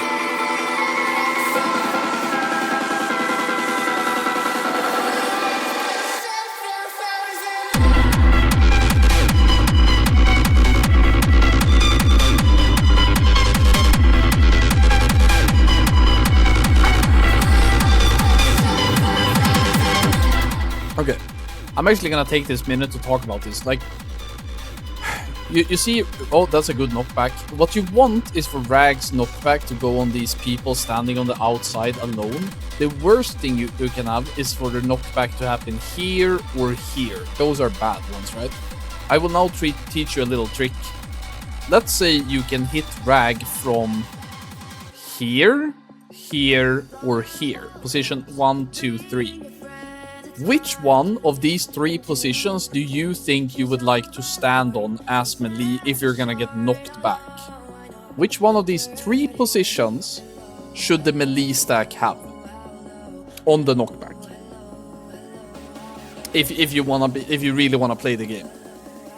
Yes, the answer is 1, because the distance of the knockback is fixed, right? So depending on which of these 3 you have, if you land here, it will be faster to reach back to number 3 position, start hitting again. So it's more uptime. Now, there are some even more cooked stuff you can do. What you can do as melee is that you can stand in position 1, jump down in the lava, like you jump down into the lava, and you like hook yourself under this thing.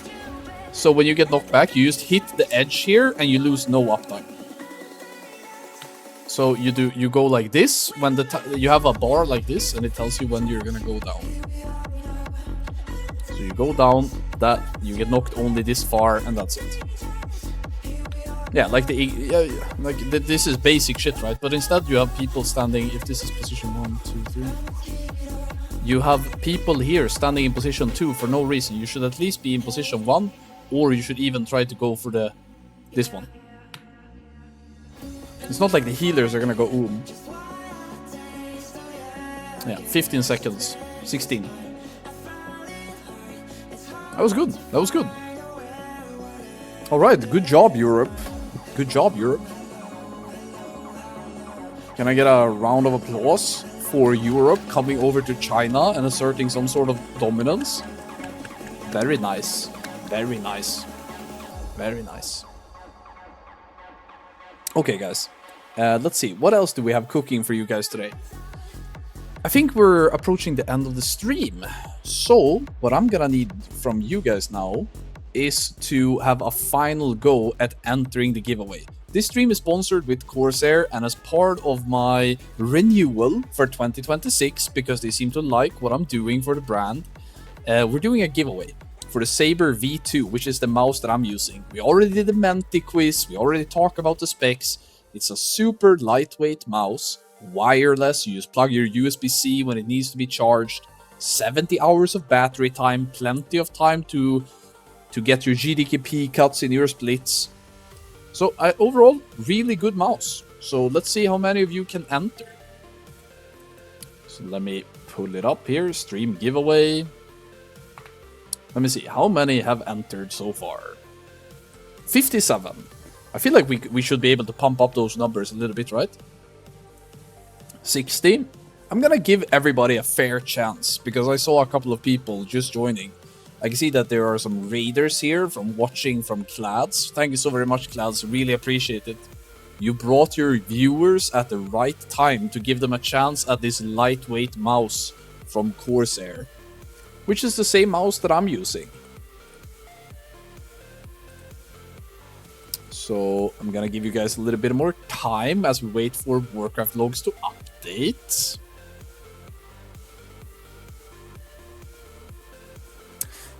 By the way, guys, this was the first shoutcast of mine of a speedruns since Firelands.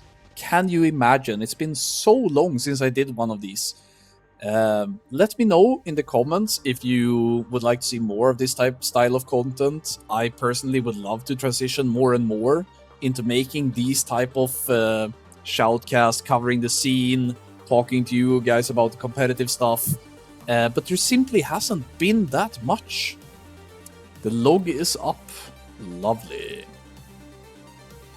Let's see if the Warcraft logs webpage has updated it. It makes me really happy to see people appreciate the stuff that I do, so yeah. Thank you, guys. I mean, my plan, if you guys are up for it, is I will obviously not be able to do a giveaway every week. But I would love to cover the scene as the Europeans keep pushing. So if they go again next week, then I'm open to try to shoutcast it if I'm able to. And since I'm no longer raiding in a competitive guild myself, my schedule is a bit more flexible. Rag was 23 seconds faster. Oi, oi, oi, oi, oi. The boys are back in business, dude. I need to see if it becomes public as well. Alright, let me see. Are there any... 65 people have entered. Last call, so I'll give you guys 10 more seconds to join. 10, 9, 8, 7, 6, 5, 4, 3, 2, 1. Time to pick a winner. Pick a winner. It sounds like I'm picking, but I'm not. I swear. Pick winner. We got someone. Can you guys see what it says? I'll bring it up on stream.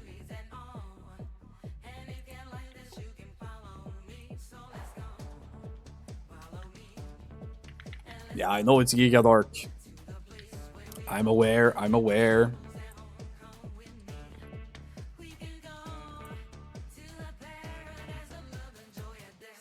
I'm saving it as a PNG.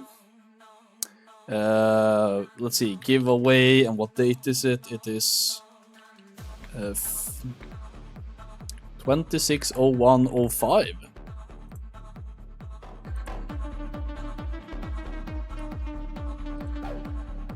And the winner, which I kinda leaked, is Pandaslag. Congratulations, Pandaslag. Congratulations, Pandaslag, Pandaslag, Pandaslag. If you guys could help me by tagging him in Twitch chat so that he realizes that he have won and he can reach out to me on Discord, we'll set it up from there. Alright. Pandaslag. WW.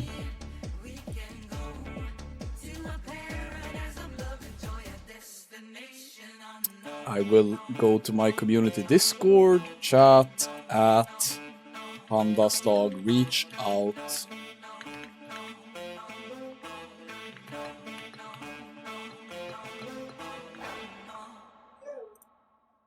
Did somebody just rename? There's 4 people that renamed the Pandaslag in the Discord now. Shameless. Actually shameless. Don't worry, guys. I will make sure it goes to the correct guy. You have to confirm it's your Twitch account and everything, so don't worry, guys. Don't worry. It's just funny. It's just business, right? It's just business. Hello, it's me, Pandaslag's brother. You missed me?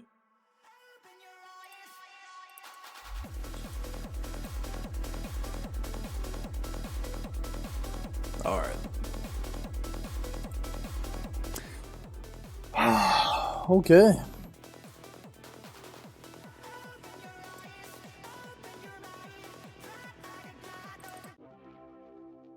That was a lot of fun. I had fun. Did you have fun? I had fun. Okay, guys. That's gonna be it for me for today. I'm gonna upload the VOD. I'm gonna put it up on YouTube. It's probably gonna get super copyright struck. If it does, don't cry. I'll be back again. I think covering these speedruns is something that I've missed. So until next time, I'm out. Have a great week, guys.